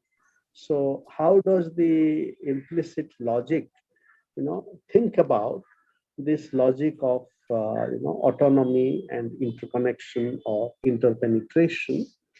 And cross-culturally, the Jaina way of logic, which I'm sure you are familiar with, what it's called Anekantavada or Svetavada, and that might be a helpful way also to bring into your very fertile and fascinating and deeply significant implicit logic. Dear Professor Giri Ananta, thank you very much.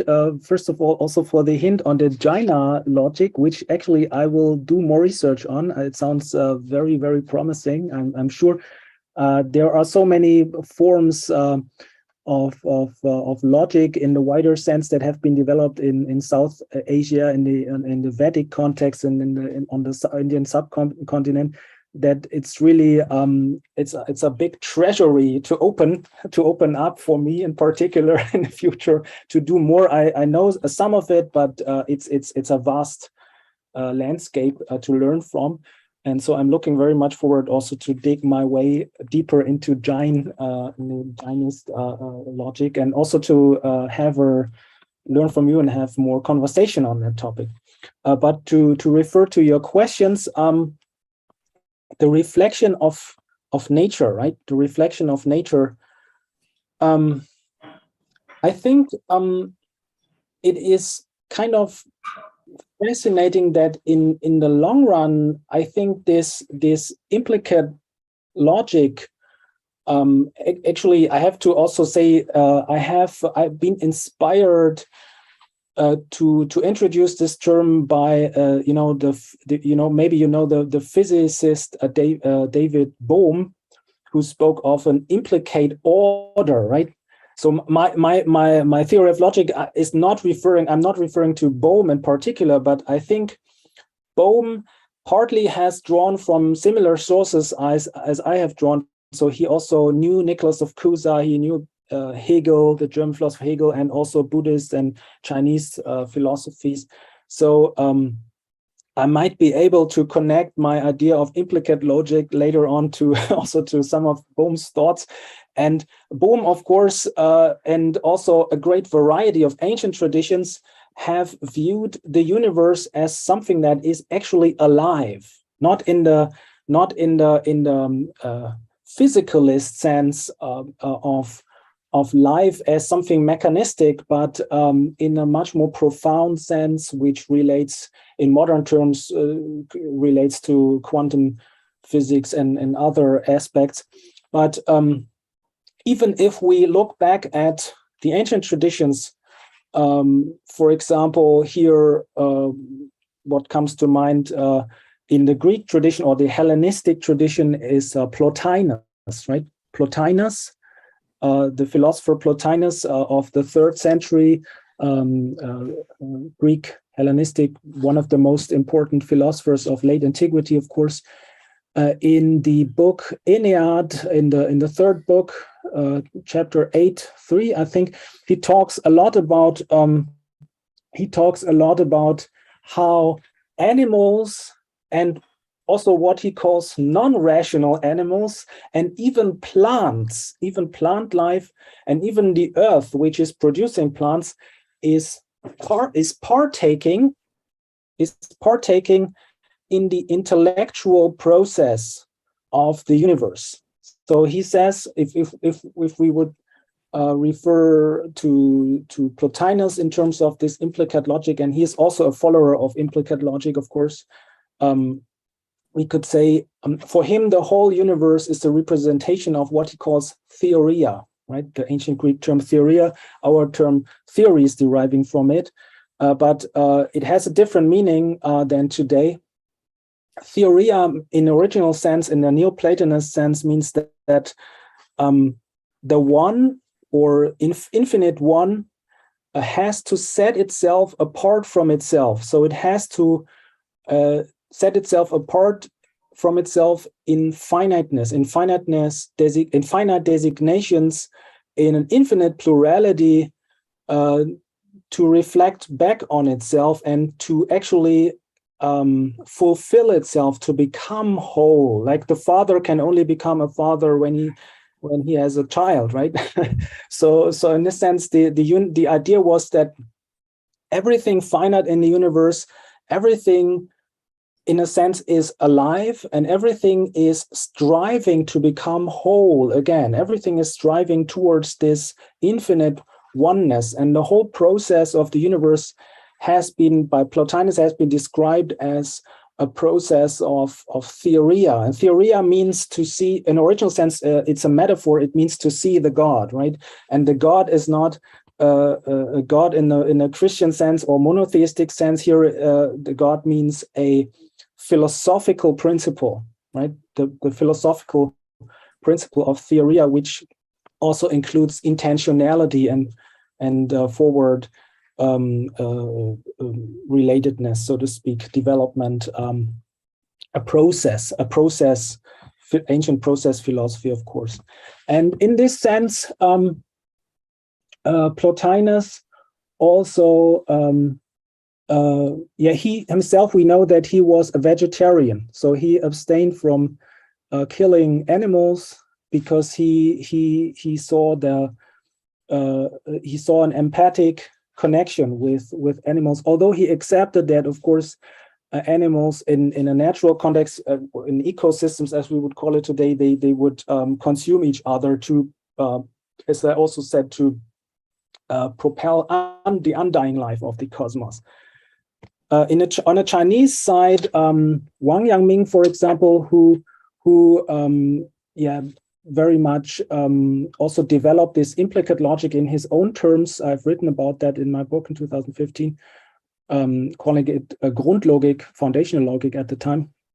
He very much emphasized that this understanding of unity also comes with an unbound empathy. So if you understand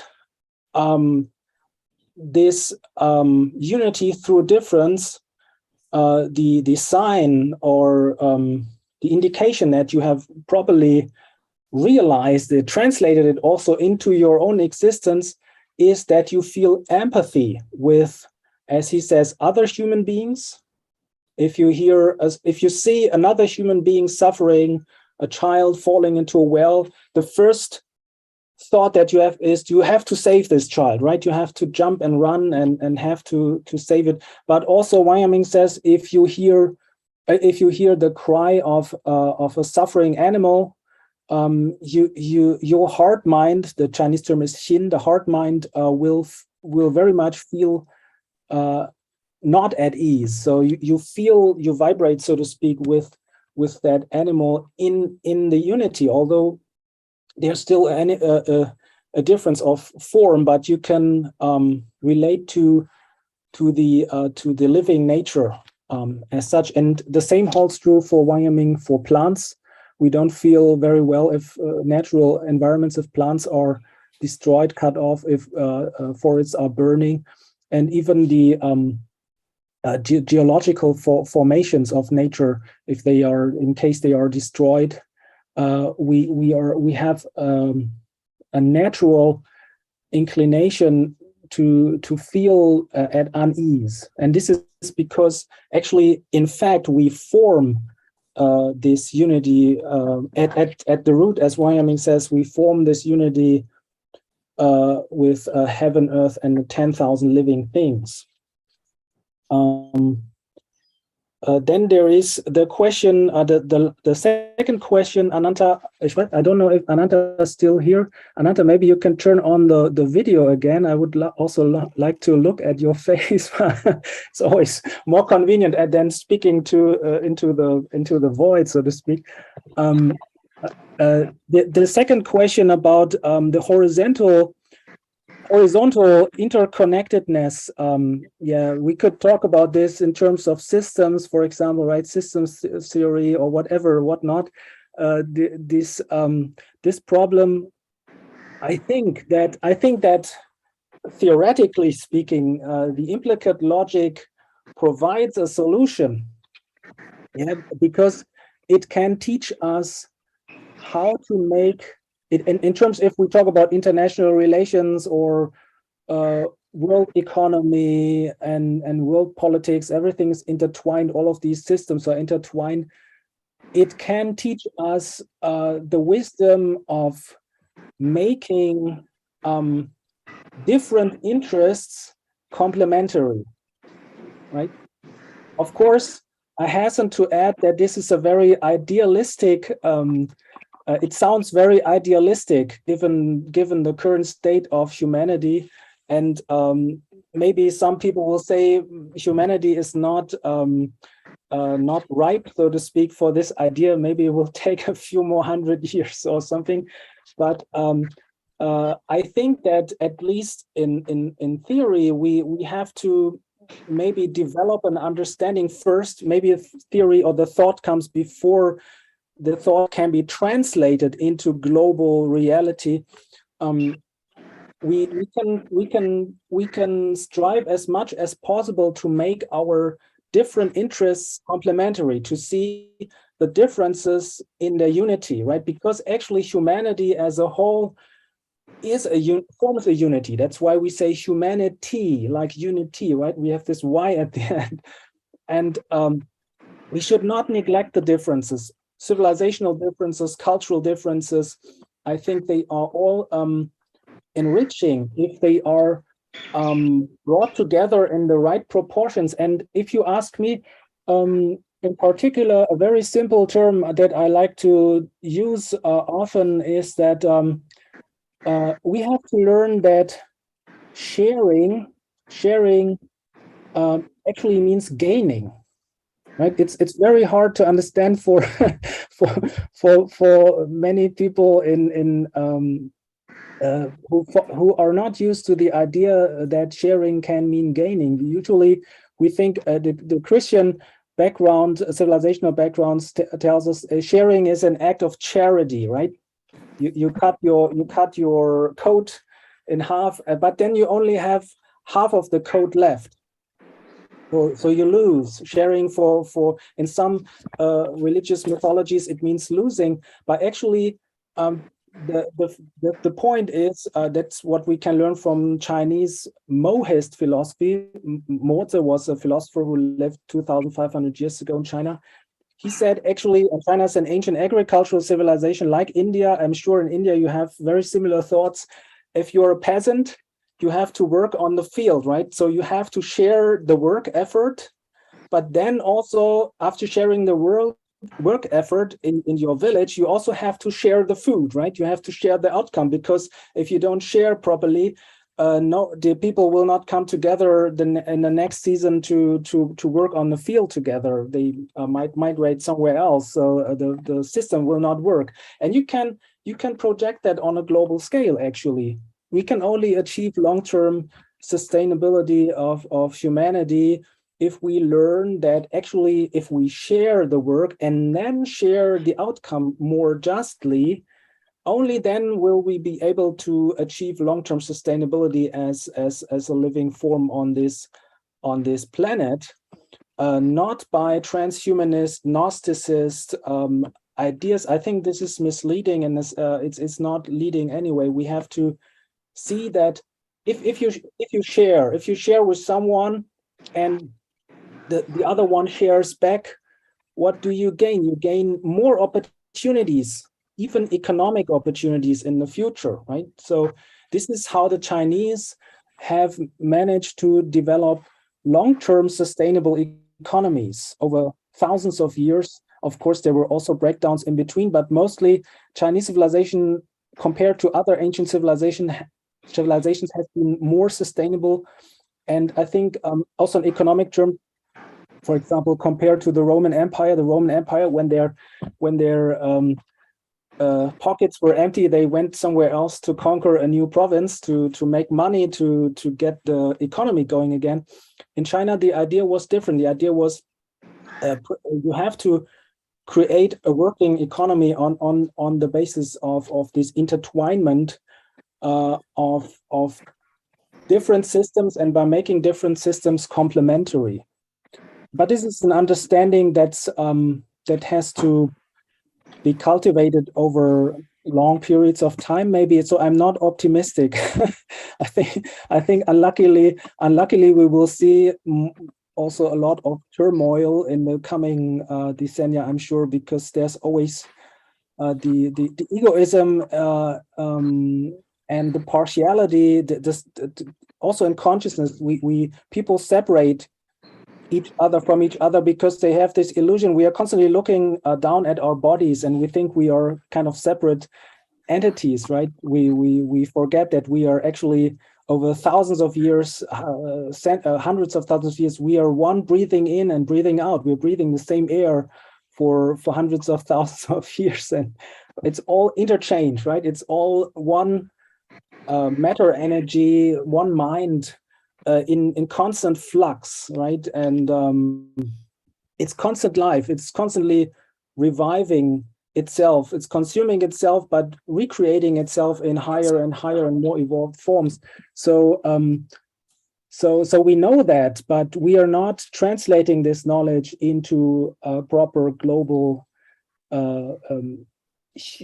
existence for the whole of humanity yet. And there are many diverging ideas, and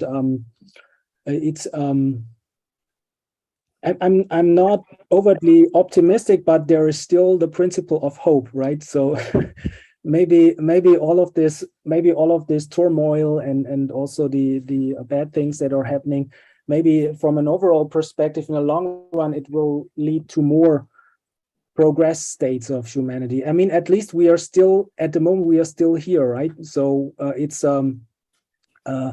it shows that progress and peace and progressive development, it seems that it still always has prevailed a little bit over the side of particularization and a wrong understanding of unity. That's the last point here to make.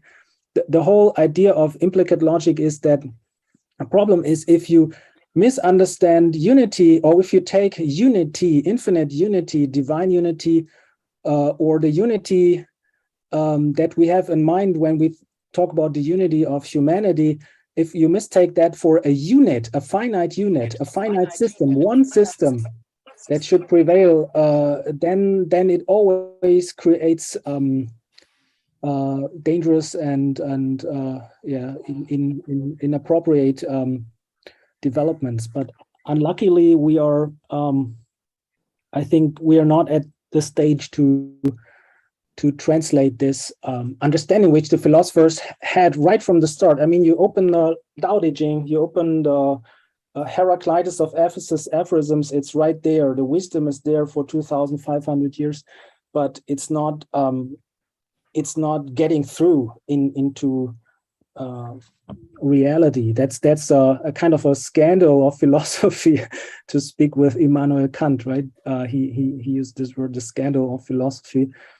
But anyway, we have to remind what we can do as philosophers. We have to constantly remind people of the possibility, right, of this idea, and along the way, maybe that's helpful. I mean, philosophy has such a big impact on also in a positive sense in Indian civilization, in Chinese civilization, Vedic philosophy is such a great and fruitful foundation, provided such a fruitful foundation. Confucian Taoist philosophy has provided such a fruitful foundation, but we have to also the Western philosophy, not just the Neoplatonists, also the other schools, also advanced forms of materialism. If you think of Ernst Bloch, for example, who talks about a spiritual materialism, right, which includes the universal mind, the logikon in matter, as he says, you would have a lot of bridges also to develop further in this direction towards a naturalistic view of the universe and a naturalistic life-based understanding of how humanity should evolve, right? And I think the implicate logic is the key. The key has always been the key, but it's yeah. But I think I have to come to an end with my super long answer. So I will stop here. I was rushed away by these great questions. So thank you. Thank you so much for your wonderful speech, and also reminding of Nicholas of Cusa, who is indeed like his achievements in translating theology into mathematics and his whole math of actual infinity and explaining how actual and potential infinity correlate with each other. Like it remains kind of perfect. It remains overcome till now and invaluable, absolutely. Just a brief question, really brief, because we're running out of time, but still I can't hold myself from asking this question. Like you talked about the border symbol in Tai Chi diagram, which is the symbolics of movement and symbolics of divine. So I can't agree more with this, and I think indeed divine exists in a breeze of life, breeze of freedom. And they also like plurality and novelty. It's essential for democracy, for pluralism, social pluralism, pluralism of opinion. So like lack of hierarchy, I would say, or dismissal of hierarchies. So basically, it's another word for freedom. So divine express itself in freedom, including social, political, cultural, also biodiversity, and so on. As well as in culture, it's various practices like Tai Chi, Qigong, meditation, maybe Zen stones arrangement, Ikebana, which is expressing of Satori through flower arrangements, and various cultural practices as well. But the thing is that indeed, well, our current situation is that suppressing diversity and suppressing freedom is a problem, big problem. Actually, for expressing of divine in our world. I'm sorry for bringing this topic to some extent, but I just wanted to highlight it. So if you want to say something to it. Yeah, I think as I said, I think it's important that we all start with ourselves, right? So it's very hard to change the world in an objective as it is, right? And very often a good intention leads to a very bad outcome, unluckily, because things tend to run in other ways as one might have imagined in the first place. History provides a lot of examples for that.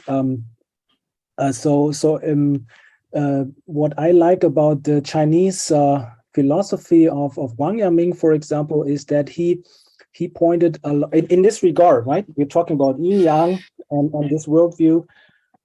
He was a Confucian, so actually he was also within the structure, which is hierarchical at the time in Ming Dynasty China.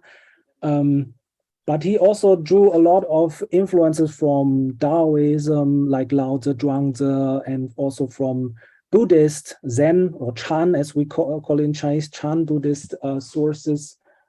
And the freedom in his sense, I mean, he doesn't use the word freedom, but the meaning is actually there. It's embedded in this idea of what he calls liangzhi, the good knowing, liangzhi. He says that we have on the subjective surface of our heart mind, as it's called in Chinese, the xin. So the symbol it's written like a heart. It resembles a heart. It's a pictograph of a heart originally, the word, which includes intellectual capabilities, thinking and feeling at the same time, empathy.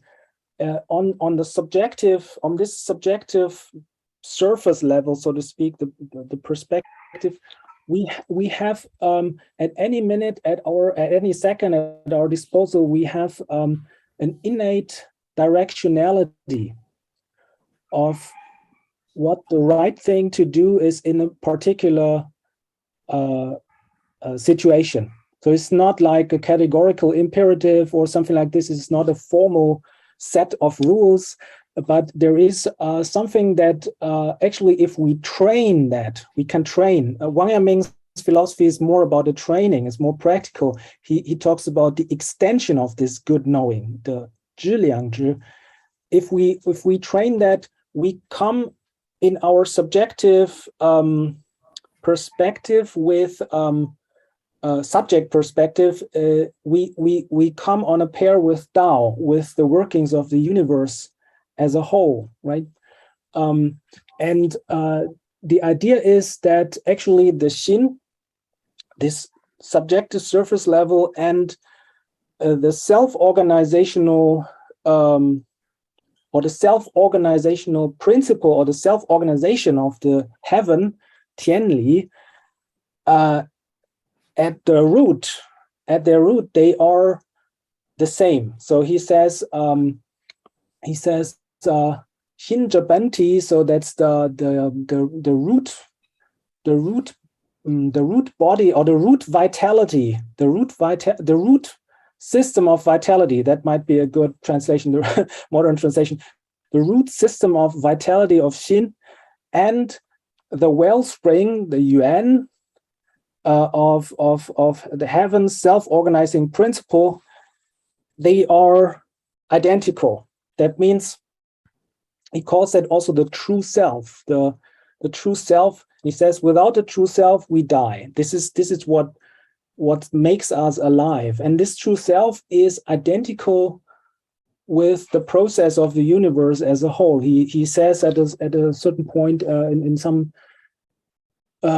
passage, he says that the void, or the fruitful emptiness of the good knowing, that is that we can refer to at any instance in our particular decision-making processes, is the same as the great void of heaven. It's the same as the great void of heaven. And this is interesting because we find a parallel, for example, with Plotinus. I just handed in an article about Wang Yiming and Plotinus. And Plotinus says something very similar. He also talks about an infinite void, which is identical with our capabilities of decision making, and which at the bottom, at the root, is identical. So from there, we can find a solution to properly lead our lives. I think we cannot do any more. We can't do any more. Of course, freedom. There are also different notions. You were talking about freedom. There are different concepts of freedom. Sorry. Yes. I'm terribly sorry. If you can please round it up, because okay. The last year I wanted to finish and of course we also have to keep in mind there are different notions of freedom, right? There is the liberalist notion of freedom, do whatever you want, to oversimplify a little bit. And there's, for example, the Hegel's notion of freedom, which is pretty much different from the other concepts of freedom. So there are also different concepts of freedom, and freedom and hierarchy do not necessarily have to contradict each other. So it always depends on which kind of concept of freedom you're referring to. And maybe in a Chinese context, this is expressed also in the different views of the Taoist masters and the Confucian masters, right? The Confucians, they also build their way of thinking on this yin yang background, but of course there you have a hierarchy in play, right?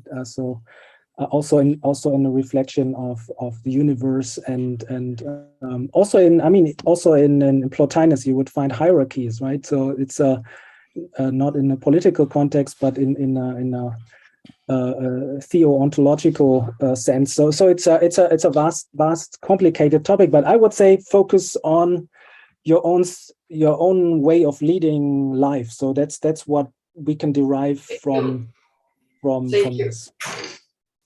Thank you so much, Professor Bartok. Really exciting. And well, we are going to the presentation by. It's my great pleasure to introduce Dr. Catherine Wood, University of Vienna, and Dr. Gianluigi Sagalerba, with a presentation with a speech on interpretations of the individual in the Indian cultural heritage and in Plato thought. So please, Dr. Gianluigi and Dr. Catherine, you're most welcome. Catherine, thank you very much. Catherine is not here because she has some problems with the job, in spite of the fact that it's Sunday. So I will do everything alone. And I would like to know only this, that is, I have a PowerPoint. How can I share the PowerPoint? I should share if it is possible. If it is possible. Yes. Okay, can you see it? It is to be seen.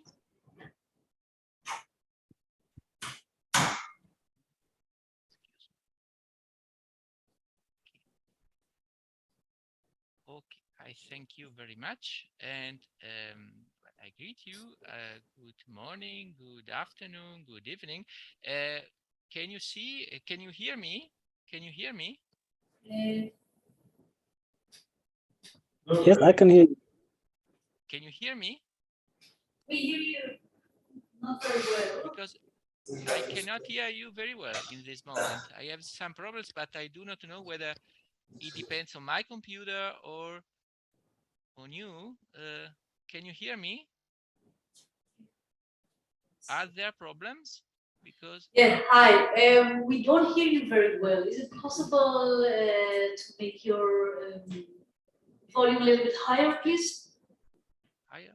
Yes. I think that on online they can hear you good. We hear you very not very well. Yes, I am at a maximum with the headphones.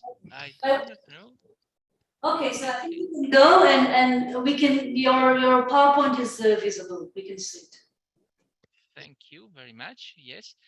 Well, I would like to begin with a quotation. Some days ago was Teacher's Day, and in order to honor the memory and the person of Radhakrishnan, I would like to present you with a quotation of him, which says really very, very much. As always, when it is the case of Radhakrishnan.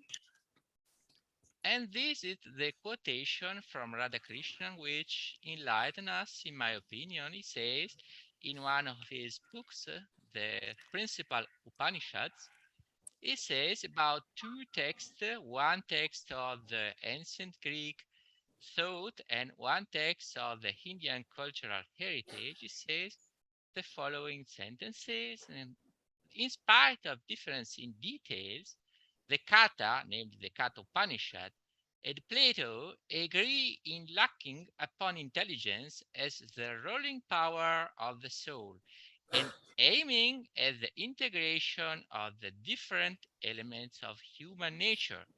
And these sentences contains, in my opinion, very much indeed. So I would like to briefly synthesize what I think should be extracted again from these sentences. The Christian is right, in my opinion. The central point is the intelligence. In particular, role and power of intelligence are the main aspects. Intelligence organizes and unifies the different aspects of human nature, and the unity of the elements of the human nature does not come about automatically. Education is needed and indispensable for the development of intelligence. And in case of absence of education, disharmony is the effect. Therefore, depending on the presence or absence of intelligence, we can have harmony or disharmony in the individual. And the possible developments on the individual are given, but the actual development depends on the degree of development of the intelligence. And more than this, since the individual externalizes himself in society, depending on the presence or absence of intelligence, we can have harmony or disharmony in society. And we will see that this is more or less the red thread of our exposition. I would like now to thank you, but well, the temptation to give the precedence to Radhakrishnan was too strong, and I decided to concede to the temptation. But anyway, I cannot forget. We thank you. We thank you very much for your invitation, and of course, I would like to send many greetings to the Jindal University, where I was a guest in January 2018 for a congress. As regards the exposition, as mentioned, Catherine Bouveau cannot be here. We work together to the exposition, but she cannot work. She must work and she cannot be here. As working premise, of course, everything is at disposal. That is, if you like to receive the PowerPoint, I will send you. And this is my email address. And last but not least, there is a difference in this PowerPoint regarding the pages with design and pages without design. With the exception of the first page, pages with design are always quotations. Always quotation. That is, you see design. This means quotation of an author of a text. Pages without PowerPoint are our notes, our observations. Now I would like to make a spring to the hint of the analogies. The hint is the chariot allegory in Kata Upanishad and in Plato's Phaedrus. This moved us to further observation. And now I would like to begin to speak of the analogies which we found. We shall base our analysis on the image of the chariot present both in Plato's Phaedrus and the Kata Upanishad. The aspect from which we begin our analysis is the connection of the image of the chariot to the human being. In order to give an example of the analogy between Kata Upanishad and Phaedrus, we quote the following sentences. The first one is from the Kata Upanishad, verse 133. Know the Atman as the Lord of the chariot, the body as only the chariot. Know also intelligence as the driver. Know the minds as the reins. And on the other hand, the Phaedrus of Plato, let us then liken the soul to the natural union of a team of winged horses and their charioteer. And now, in order to describe a little bit the analogies which we have found during our analysis, the analogies are the following ones. For instance, the condition of the human being in the earthen dimension is a condition from which the human being how to free himself. Within the earthen dimension, the human being is imprisoned in the sequence of the rebirths. Knowledge is the instrument of liberation from an authentic condition of life. And there is a negative factor in the human being, i.e., there is a factor in the human being which hinders the human being from reaching an authentic dimension. And depending on the level of knowledge and understanding which the individual can reach, there are different dimensions, different ways of life, and different developments of the life of the human being. The senses, the sensory dimension, the Kata Upanishad, and the non-intellectual faculties in Plato's Phaedrus can be a hindrance for the liberation and for the essence of the soul. The human being needs to undergo a process in order to reach the liberation from the chain of their births. The images of the Kata Upanishad and of the Phaedrus are functional to the process of self-acquaintance. The human being understands through these images of the chariots the existence of a different dimension from the dimension in which he is living. He understands that there is not only the dimension of the average reality, i.e., the dimension of the sense reality. He understands that his own authentic dimension does not consist in the sense reality. Therewith, he becomes aware that the meaning of the existence cannot be explained through the average reality. Now, of course, there would be much materials. We could speak, for instance, of a passage of the Brihadaranyaka Upanishad, but I would like to remain on the images of Phaedrus and of the Kata Upanishad in order to make an introduction to Plato's allegory in the Phaedrus, the allegory of the chariots, of the soul as chariots. I would like to mention the following point. Within the myth, the allegory of the chariot, we can see that Plato is saying, at least an interpretation can suggest, the earthen dimension is not the only dimension of reality, The union with the body is not constitutive for the soul. The soul precedes the body. It is originally autonomous from the body. And the human soul originally belongs to a dimension which is different from the average life dimension. The human soul can fall from its original condition. And the earthen dimension of the soul is a fall from its original dimension. It is a condition of decadence from in comparison with the original dimension of the soul. And the human soul can belong again to a dimension which is alternative to the average life dimension. That is, the decadence is not for always, forever. But the presence of the soul on the earthen dimension is not definitive. After the decadence of the human soul, the human being is enslaved in a dimension of the births. Philosophical knowledge is the way of liberation from the chain of their births. The non-intellectual dimension of the human soul, how to be disciplined.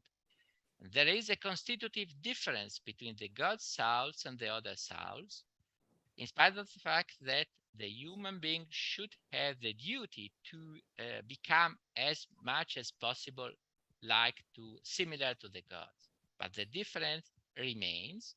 The human being is constitutively a limited entity. And the human being cannot go behind his own limitation, but he can develop himself within a certain range of possibilities.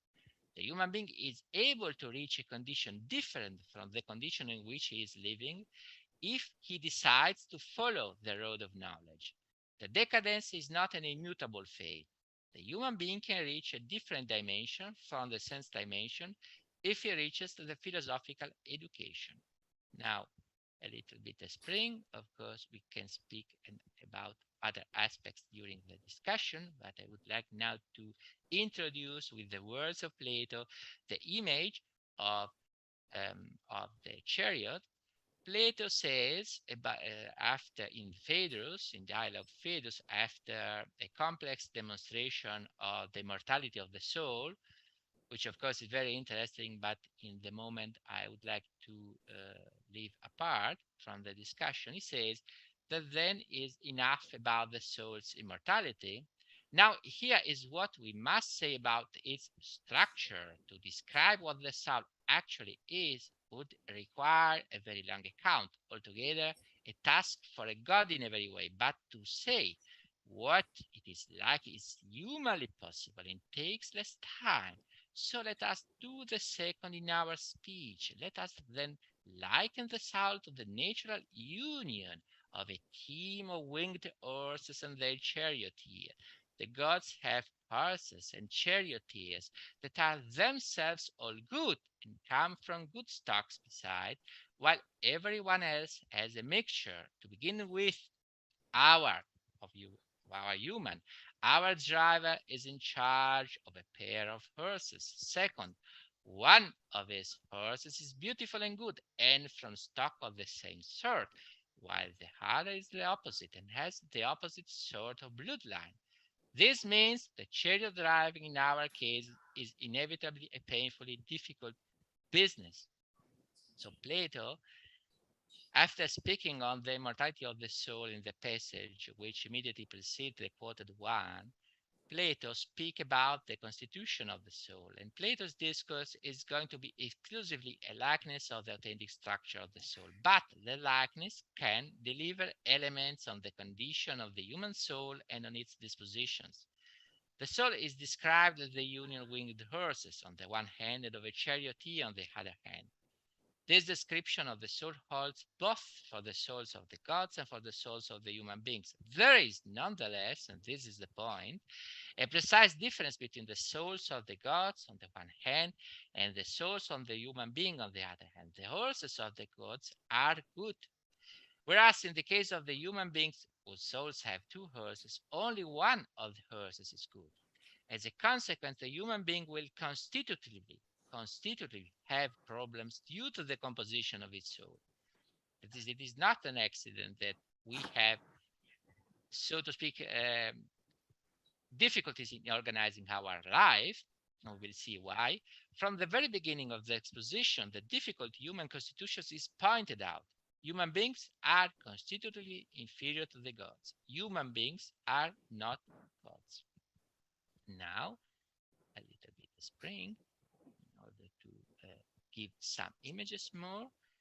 And now, say Plato, and now I should try to tell you why living things are said to include both mortal and immortal beings. All soul looks after that lacks a soul and pictures all of even taking different shapes at different times. So long as its wings are in perfect condition, it flies high, and the entire universe is its dominion. But a soul that sheets its wings wanders until it lights on something solid, where it settles and takes on an earthly body, which then, owing to the power of this soul, seems to move itself. The whole combination of soul and body is called a living thing or animal, and has the designation mortal as well. Such a combination cannot be mortal, not on any reasonable account.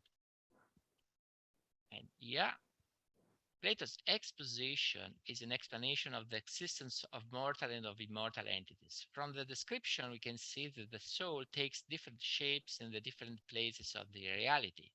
The soul takes care of everything which does not have a soul. The theme of the loss of the wings is introduced.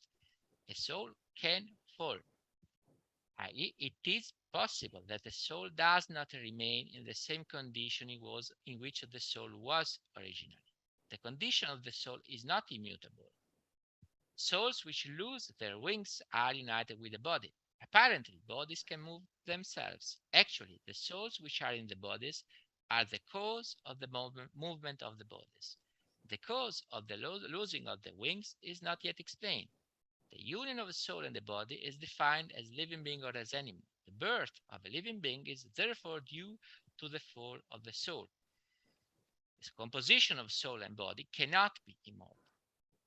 Now we are approximating the moment in which Plato is saying the cause of the fall, of the decadence of some souls. And here it is, the beginning, in fact, says Plato, it is pure fiction based neither on observation nor on adequate reasoning that a god is an immortal living thing which has a body and a soul, and that these are bound together by nature for all time. But of course, we must let these be as it may please the gods and speak accordingly. Let us turn to what causes the shedding of the wings. It is the decadence outside the metaphor. What makes them fall away from soul? It is something of this sort. By their nature, wings have the power to lift up heavy things and raise them aloft where the gods all dwell. And so, more than anything that pertains to the body, they are akin to the divine, which is beauty, wisdom, goodness, and everything of that sort. These nourish the soul's wings, which grow best in their presence. But foulness and ugliness make the wings shrink and disappear. And so the good condition of the human soul in the reality is not given once and for all. The earthen existence is actually a fall from the original condition of the soul. The earthen dimension is not the original dimension of the soul. The earthen life of the soul corresponds to a condition of decadence of the soul from its original condition. The earthen condition of the human soul is not the original dimension, but a derived dimension for the human soul. He also shows that the earthen condition is not the immutable condition of the human soul. Through an appropriate formation, the human soul can go back to its original dimension. Now, Lalita Spring, of course, the myth, the allegory is very complex, but I would like to remain on the mechanism of decadence of the soul and on the possibility of gaining back the original dimension. Plato says about the contemplation of which the souls can have in the dimension which is not the earthen one. He says the following observation: the place beyond heaven, none of our earthly poets has ever sung or ever will sing its praises enough. Still, this is the way it is. Risky as it may be, you see, I must attempt to speak the truth, especially since the truth is my subject. What is in this place is without color and without shape and without solidity, a being that really is what it is, the subject of all true knowledge, visible only to intelligence, the soul's steersman. Now a God's mind is nourished by intelligence and pure knowledge, as is the mind of any soul that is concerned to take in what is appropriate to it. And so it is delighted at least to be seeing what is real and watching what is true, feeding on all this and feeling wonderful until the circular motion brings it around to where it started. On the way around, it has a view of justice as it is. It has a view of self-control. It has a view of knowledge, not the knowledge that is close to change, that becomes different as it knows the different things which we consider real down here. No, it is the knowledge of what real is, what it is. And when the soul has seen all the things that are as they are and feasted on them, it sinks back inside heaven and goes home. On its arrival, the charioteers stable the horses by the manger, throws in ambrosia, and give them nectar to drink besides. Of course, these images are beautiful, but the sense, of course, we have to gain the sense. And the sense is that the current knowledge lifts us up, and the absence of knowledge, as we will see, makes us to go down morally, of course. And Plato, interpretation, Plato introduces now the place outside the heaven. The entities which are in this place are without color, without shapes, and without solidity. And the entities which are in this place are the being which really is, the being which we have not in our average life, sensory life. These entities are the objects of the true, really founded knowledge, and these entities are accessible only to the intellect, which is the charioteer or the image of the soul. The God's intelligence is nourished by the mind by pure knowledge. It contemplates what is and what is true. And God's intelligence can see justice, can see temperance, can see knowledge which is connected to that which really is. The contemplation activity of the gods is therefore perfect. But now we are here. We are here. That is, the gods have no problem, but we not. We have many problems which explain our decadence, on at least the possibility of the decadence, because we have seen the human beings do not have perfect souls do not have perfect horses. They have something in them which draws them down, and this is the problem of us. That is, we are complex entities, and we are entities which have, so to speak, a contrast, a contraposition of forces in themselves. Now Plato says, now that is the life of the gods. As for the other souls, one that follows a god most closely, making itself most like that god, raises the heat of its chariot up the place outside, and is carried around the circular motion with the others. Although distracted by the horses, this soul does have a view of reality, just barely. Another soul rises at one time and falls at another, and because its horses pull it violently in different directions, it sees some real things and misses others. The remaining souls are all eagerly straining to keep up, but are unable to rise. They are carried around below the surface, trampling and striking one another as each tries to get ahead of the others. The result is terribly noisy, very sweaty and disorderly. Many souls are crippled by the incompetence of the drivers, and many wings break much of their plumage. After so much trouble, they all live without having seen reality, uninitiated, and when they have gone, they will depend on what they think is nourishment, their own opinions.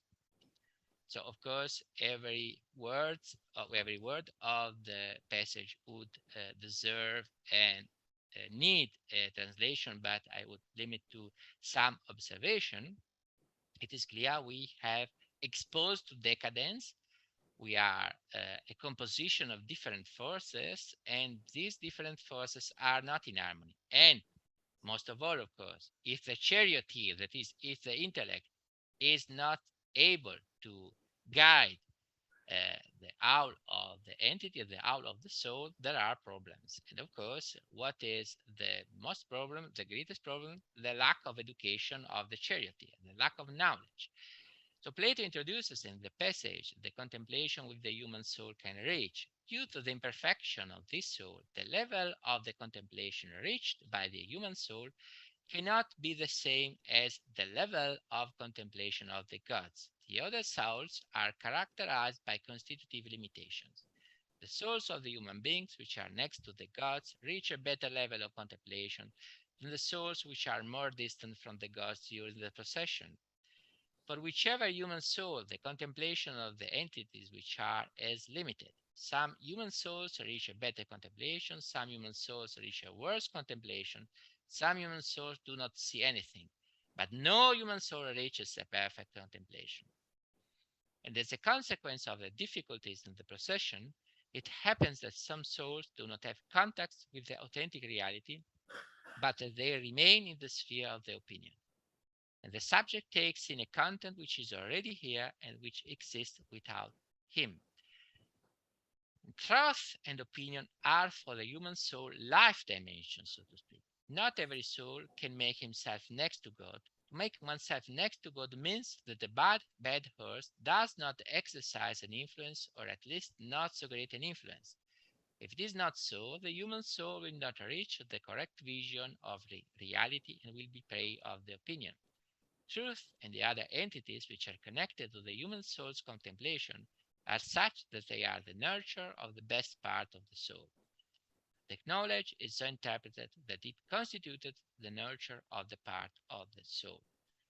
Of course, what is the bad horse? Because Plato does not say immediately what the bad horse is.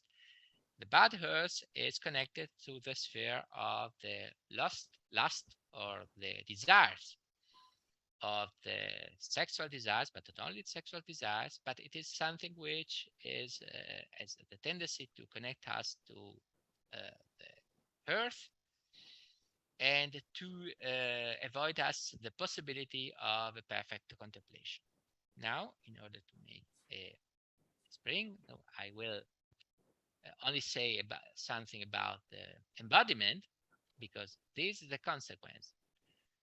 Plato says that the reason there is so much eagerness to see the plane where truth stands is that the pasture as the grass that is the right food for the best part of the soul, and it is the nature of the wings that lift up the soul to be nourished by it. Besides, the law of destiny is this: if any soul becomes a companion to a god and catches sight of any true thing, it will be unharmed until the next circuit, and if it is able to do this every time, it will be always safe.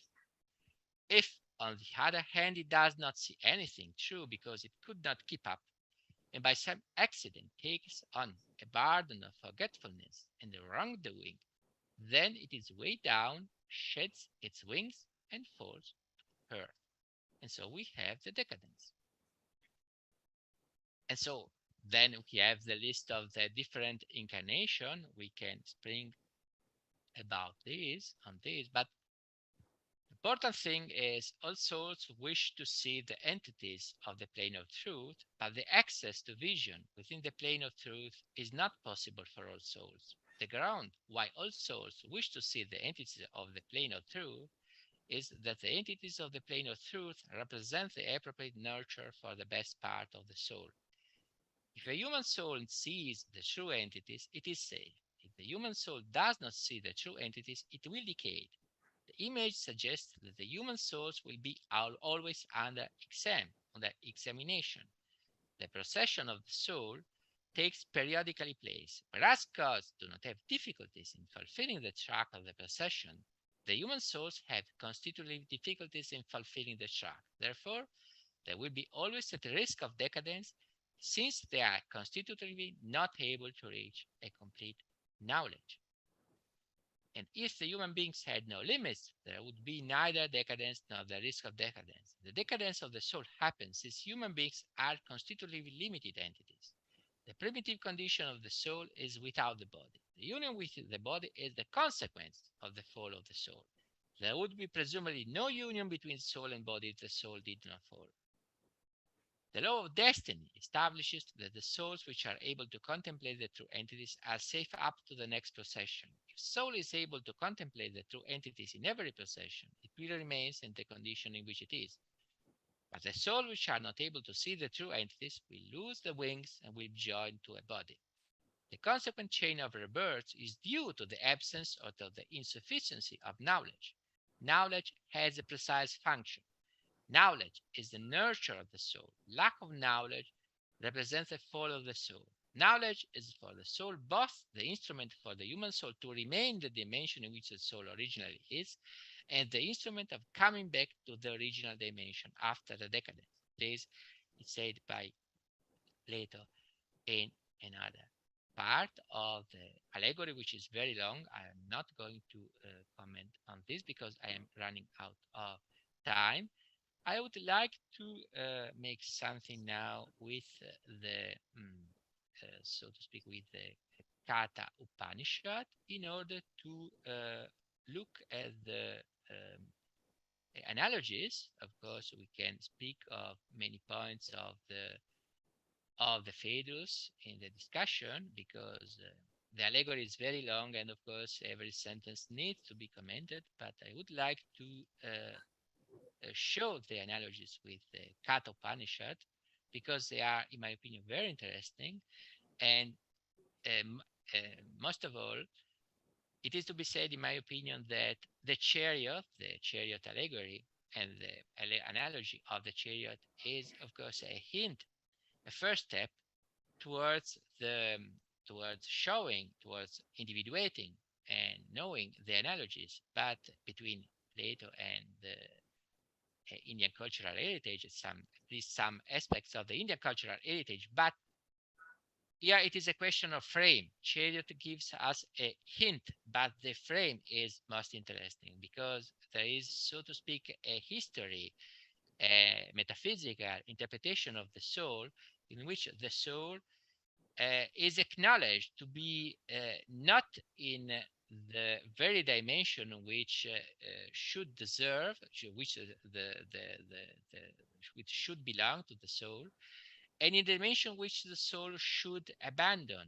through knowledge. This is the frame that is authentic and not authentic dimension of reality, authentic and not authentic dimension in which the soul is, and knowledge, intellect, or intelligence, as Radhakrishnan said in his book, as the way through which the soul can reach the authentic dimension and abandon the average light dimension, which is not the authentic dimension, should not be the authentic dimension of light. Now, in order to go through some passages of the Kata Upanishad, first book, the second valley in this moment, the third valley, excuse me. Coming down to the analysis of Kata Upanishad, we can see the presence of many analogies between the myth of the Phaedrus and the Kata Upanishad. As alluded to, the image of the chariot is the first sign of the presence of similarities between Phaedrus and Kata Upanishad. And the presence of this sign can lead us to the discovery of further likenesses.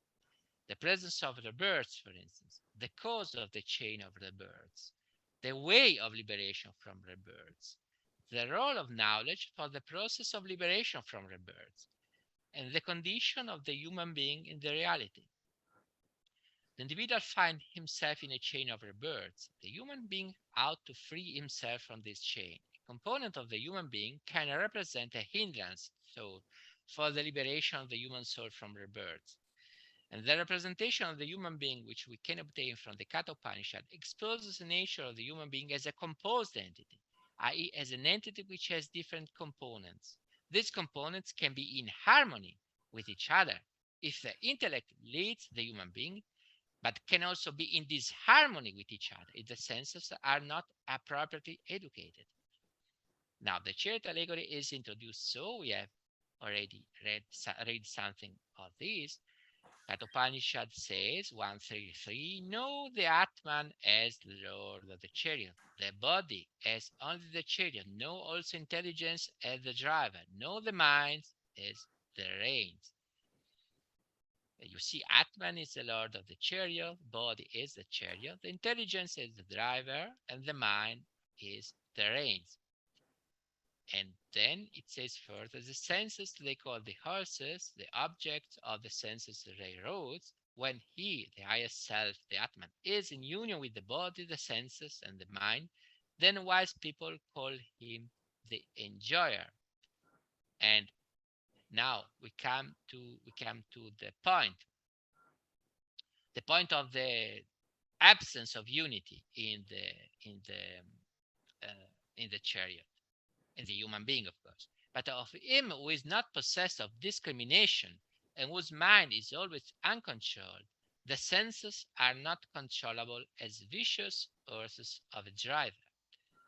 The understanding is the central requisite for the right organization of the human being. If there is no understanding, there is no obedience of the senses. If the human being does not possess understanding and does not have his mind under control, the human being has as a consequence senses which are not under control. Therewith, we can learn that the presence of understanding is indispensable. Without understanding, there is neither control of the mind nor control of the senses. In order to become free from the chain of rebirth, as we will see, the human being ought to change his dimension. He can change his dimension only if he is able to keep his senses under control. The condition of dominance of the intellect over the other faculties of the human being is needed in order that the human being can reach progress in his out condition. If the individual does not possess discriminatory intelligence and does not hold his mind under control, the individual has as a consequence senses which are not under control. Intelligence is decisive in order to hold the senses under control. The individual has to change his dimension. He can change his dimension only if he is able to hold his senses under control. The conditional dominance of the intellect of the other faculties of the individual is needed in order that the individual can reach progress in his out condition. This is said in the second value of the first book of the Kata Upanishad. We are here in the third book, the third value, excuse me. And further it says, but of him who knows and has the mind always controlled, the senses are always controllable as the good horses of the driver. But he whose intellect has no discrimination, whose mind is not under control, and who is always unclean, does not reach that goal and falls into samsara, that is prey of the chain of rebirths, either knowledge and self-control over all rebirths. That is, we can see that the scheme is very similar. Knowledge is the fundamental factor, and without knowledge, rebirth, decadence and rebirth, and disharmony, of course, within the individual. So, and now, in order to read last passage of the Kata Upanishad, but he who knows was his mind always under control and was clean, reacheth that goal from which is not born again. So, knowledge means absence of rebirth. If there is knowledge, the rebirth can be avoided. The control of the mind is necessary in order to avoid the rebirth, and the aim of self-education is to avoid the rebirths. So, and finally it is said, but the man who has a discriminated intellect for the driver and the controlling mind for the reins reaches the end of the road, i.e. that highest place, Paramapada of vision. As it is. Also, yeah, that is, there is the implication that the presence of knowledge will lead the individual to another dimension. As in the Phaedrus, the presence of knowledge hinders the decadence, and the presence of knowledge let the individual gain back the original dimension. It is, knowledge is anyway a sense, as a sense of being in another dimension than the average life dimension, the sense dimension. And coming down to the end of the inquiry regarding Kata Upanishad, Plato's Phaedrus, we would like to propose the following points as concluding remarks regarding these analogies. That is, the earthen dimension is not the authentic dimension of the human being. The human being can go out from this dimension if it acquires the appropriate knowledge and the appropriate understanding. The individual needs an appropriate education in order to reach the alternative dimension, and the human being has components in himself which can compromise his journey towards the authentic reality.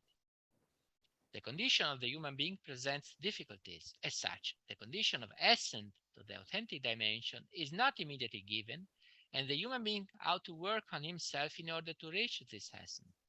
The dimension of senses in the Kata Upanishad and of the non-intellectual dimension, the Phaedrus, how to be taken under control. If there is no control or no sufficient control of the sense dimension, the human being cannot reach the authentic dimension of reality. And if the human being does not reach the condition of knowledge, the human being is the prey of the series of the rebirths.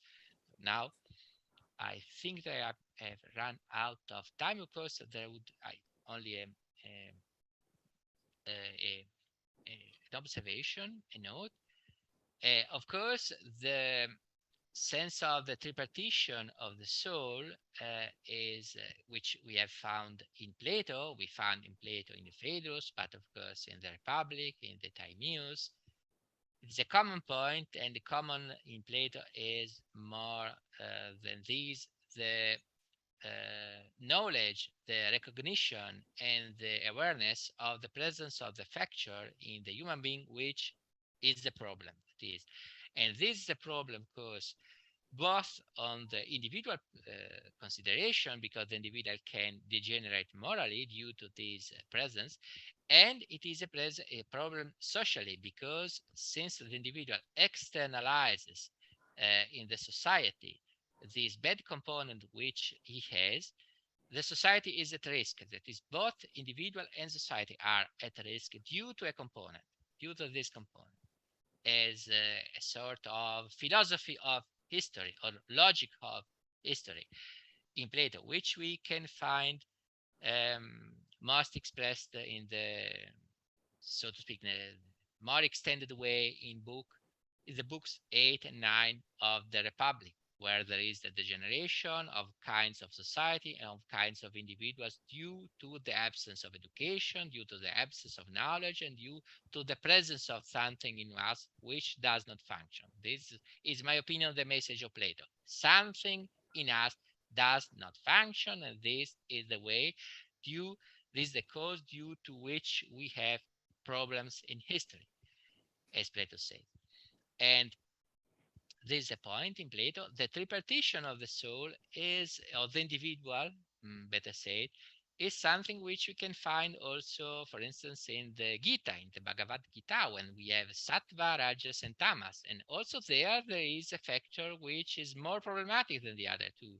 And also there we have the awareness, the sense dimension, and the lust are problems for the individual. If the individual follows the sense dimension and forgets the sattva and does not dedicate himself to the cure of sattva, then we have problem in the individuals and in the society.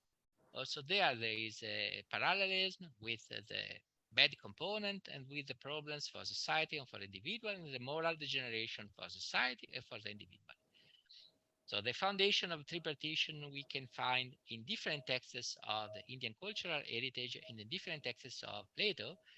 Most of all, of course, is the presence of this contraposition of authentic reality, truth, and not authentic reality, opinion. That is the conception of a stage of reality which is truth and the stage of reality which is only appearance. Both in Plato and in these aspects of the Indian cultural heritage. And this is a point too.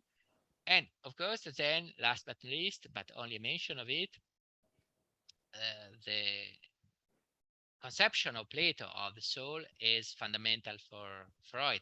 That is, also there we can have very many similarities between the Freud's conception of the S and the bad concept, the bad component of the individual, as the S is something which, when it is very bad, is able to do everything criminally. Also, in Plato, we have passages in which he says, like an admonishment, most of all in Republic 8 and 9, he says, pay attention, be careful, because the books 8 and 9 can be read also as an admonishment, a description of the soul, but also an admonishment.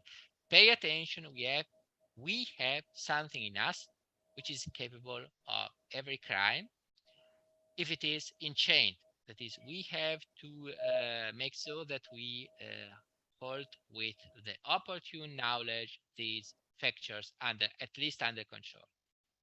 And to conclude, at the beginning of Republic 9 books, he says explicitly, we have, and nobody is excluded, something in us which is capable of every crime, which is, if it is not held under control, like an admonishment, and only wise men, so to speak, only men which are dedicated to knowledge, which have dedicated themselves to knowledge, can eliminate this factor, but the other people not. So this is what we would like to say about these points. Of course, there are many points, but I think that the time conceded is already over. I thank you very much for your attention, and of course, the PowerPoint is at disposal, and also drafts which we have composed.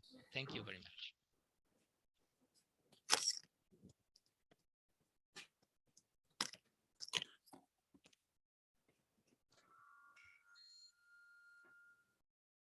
Thank you so much, Professor, Dr. Sagalerba. Thank you so much for your very insightful presentation. Am I audible? Yes. Okay, thank you so much. I think you touched one of the crucial topics. To quote Hegel, the entire European philosophy is but a footnote to one of the Plato dialects. So you touched that very source of all philosophy, and also my most favorite philosophy out of European, which is Plato, of course. But also the Kata Upanishad, which is an amazing source. So it's amazing the coincidence, the overlap which exists between the Kata Upanishad and Plato. So it may look like they belong to the same tradition. As far as we know historically, Plato did not know, or maybe he knew but kept it secret, about his connections to India and Upanishads. But one of the difference between the rishis and Plato is that rishi were relied on yoga practice, on meditation, pranayama, mandala, and so on. So all this practice, which was at that time also kept secret. But we know very little about the mystical practice on which Platonic cycle relied, like about Eleusis mysteries. But there is also many philosophers actually suspect that there was a secret doctrine, that Plato did not share it, all his knowledge in his dialects, that the real best part of his knowledge, he just remained for his followers, for his direct students and followers. So do you know anything, can you tell something about the secret knowledge or the problem of psychotechnique, problem of meditative or practice in Platonism? Because the thing is that all this wonderful theory, this wonderful knowledge, it is kind of, it needs to be applied.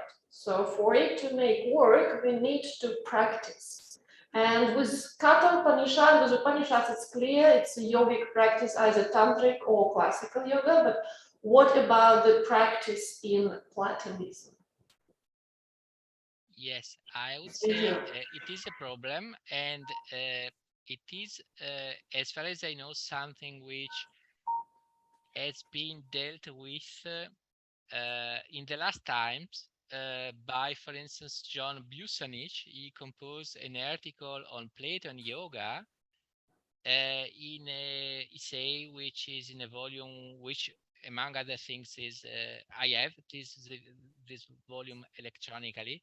And Busanich analyzes some points which in the dialogues of Plato could allude at least to practices of retirement from the senses. He speaks of yoga, but perhaps it far too much, I do not know. It is a very interesting article, in my opinion, but anyway, a point could be, for instance, as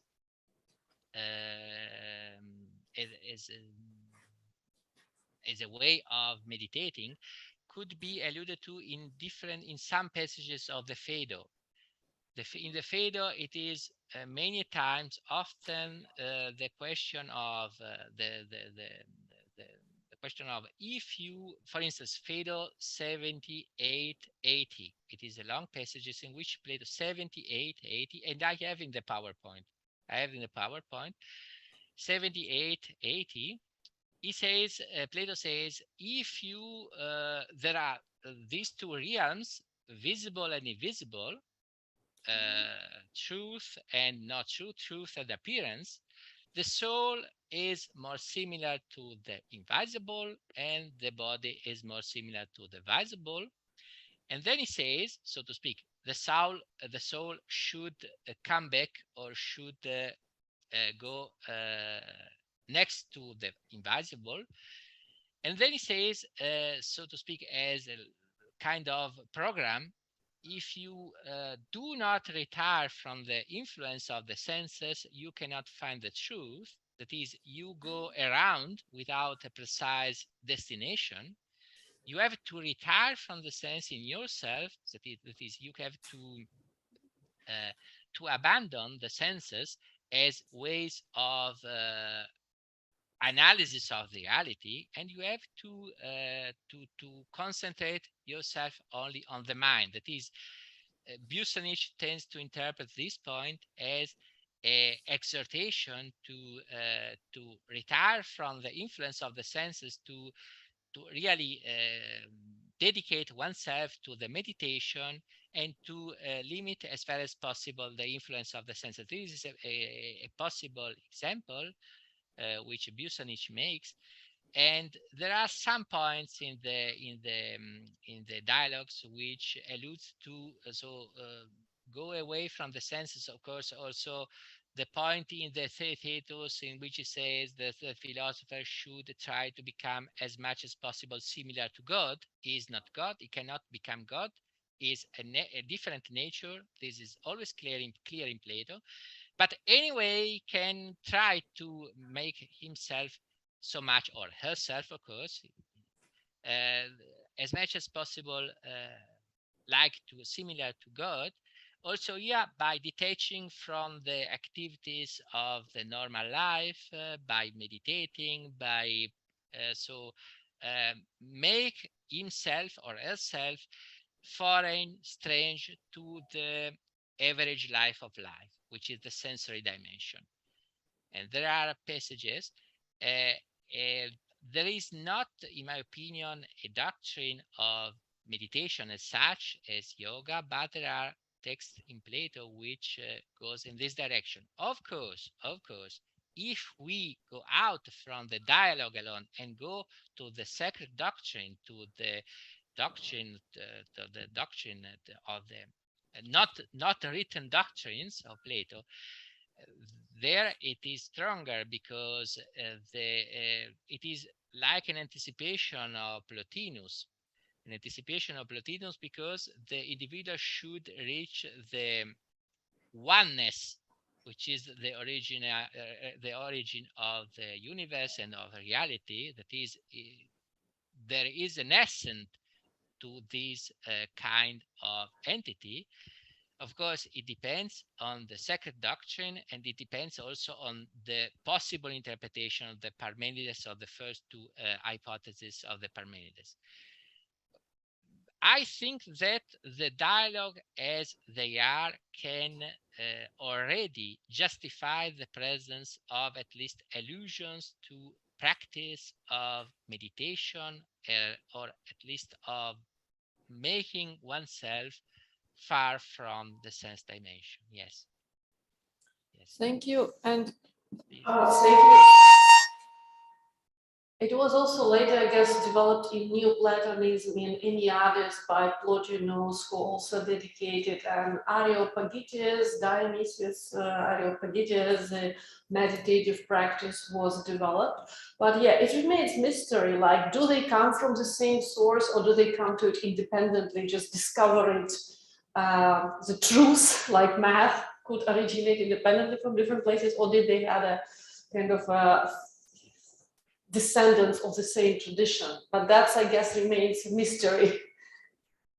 Yes, well, I think that this is my own interpretation, and of course, I assume this responsibility.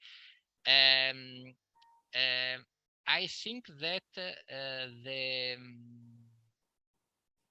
the cause of everything lies in Plato's interpretation of truth. And this is the problem of interpretation both of Plato and of Aristotle. So I am of the opinion that we tend to interpret Plato far too much under the perspective of Aristotle. So, for instance, Plato is the guy which separated the universals and so on. And the theory of truth, for instance, is the same in both. But I am not so convinced that this is the right perspective. That is, in my opinion, in Plato, the conception of truth is completely different from Aristotle. Whereas Aristotle speaks of truth as the adhesion to the sentence to the reality. That is, truth and falsity are essentially a problem of sentences, not of reality. Plato is in this sense completely different. Truth and falsity are in the things. Dimensions of reality are truth, and dimensions of reality are false, or at least appearance. This is the problem. And insofar as he speaks of a dimension of reality, which is truth, authenticity, and in connection to the individual is the dimension to which the individual should belong or should come back.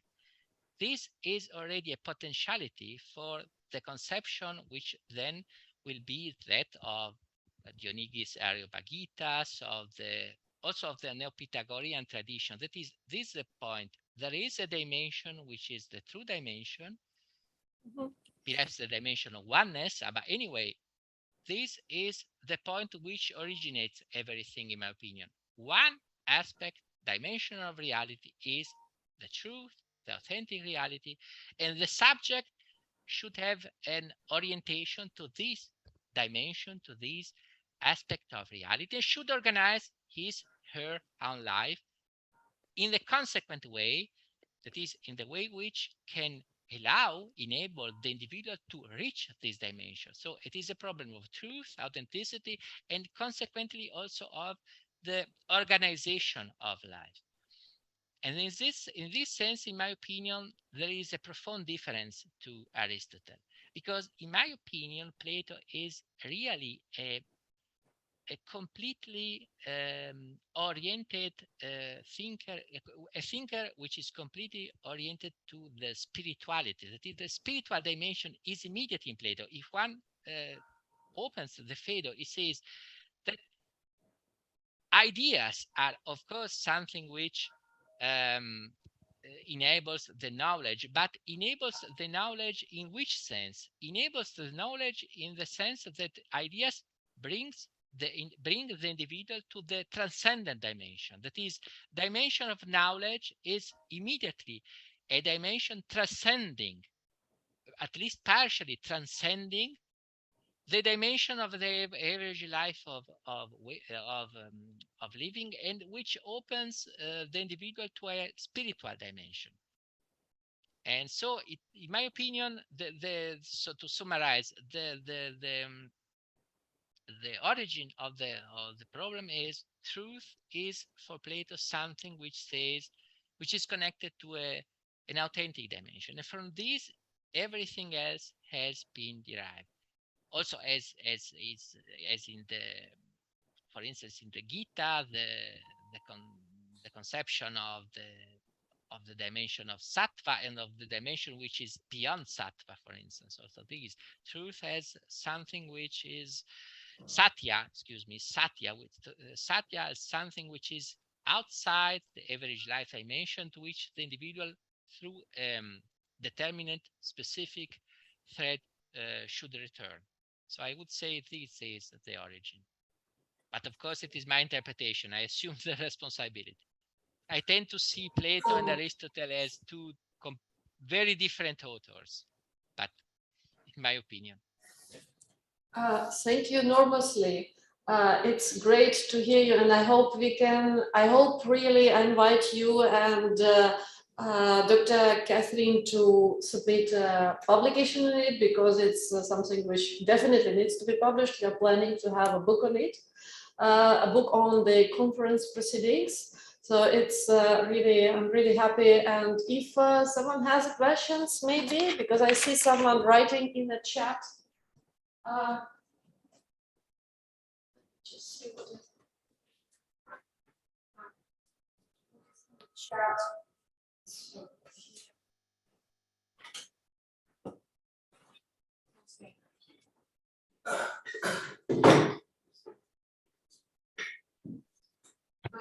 Thank you all. Bye. Gianluigi, thank you very much for your great presentation. I have to leave, unfortunately. Thank you very much for being also able to participating in this, and hope to see you on a following occasion. Thank you very much. It's been very thoughtful and very inspiring. So keep in touch. Bye-bye. Thank you all, and it has been a great conference, and I'm really happy to invite you to submit your articles on the following this, so we will follow up on it. Thank you everybody a lot. Can you please make participants visible? Can you please make like the participants somehow, I don't know, like not share screen? But I don't know, are we visible there? Yeah. Can you please also share us? And yes. Thanks. Thank you. All right, so all the best, and I hope till seeing you, meeting you either in Sonipat or somewhere else. Thanks Thank a you. lot. Bye-bye. Namaste. Namaste. Thanks. Auf Wiedersehen. Yes. Bye. Bye. Bye. Bye, Ananta. Namaste. Namaste. Bye, Tanya. Bye, Gyanlu. We'll nurture our conversations. Bye. Namaste. Namaste. Namaste. Bye. Namaste, Tanya. Bye. Thank you. Bye.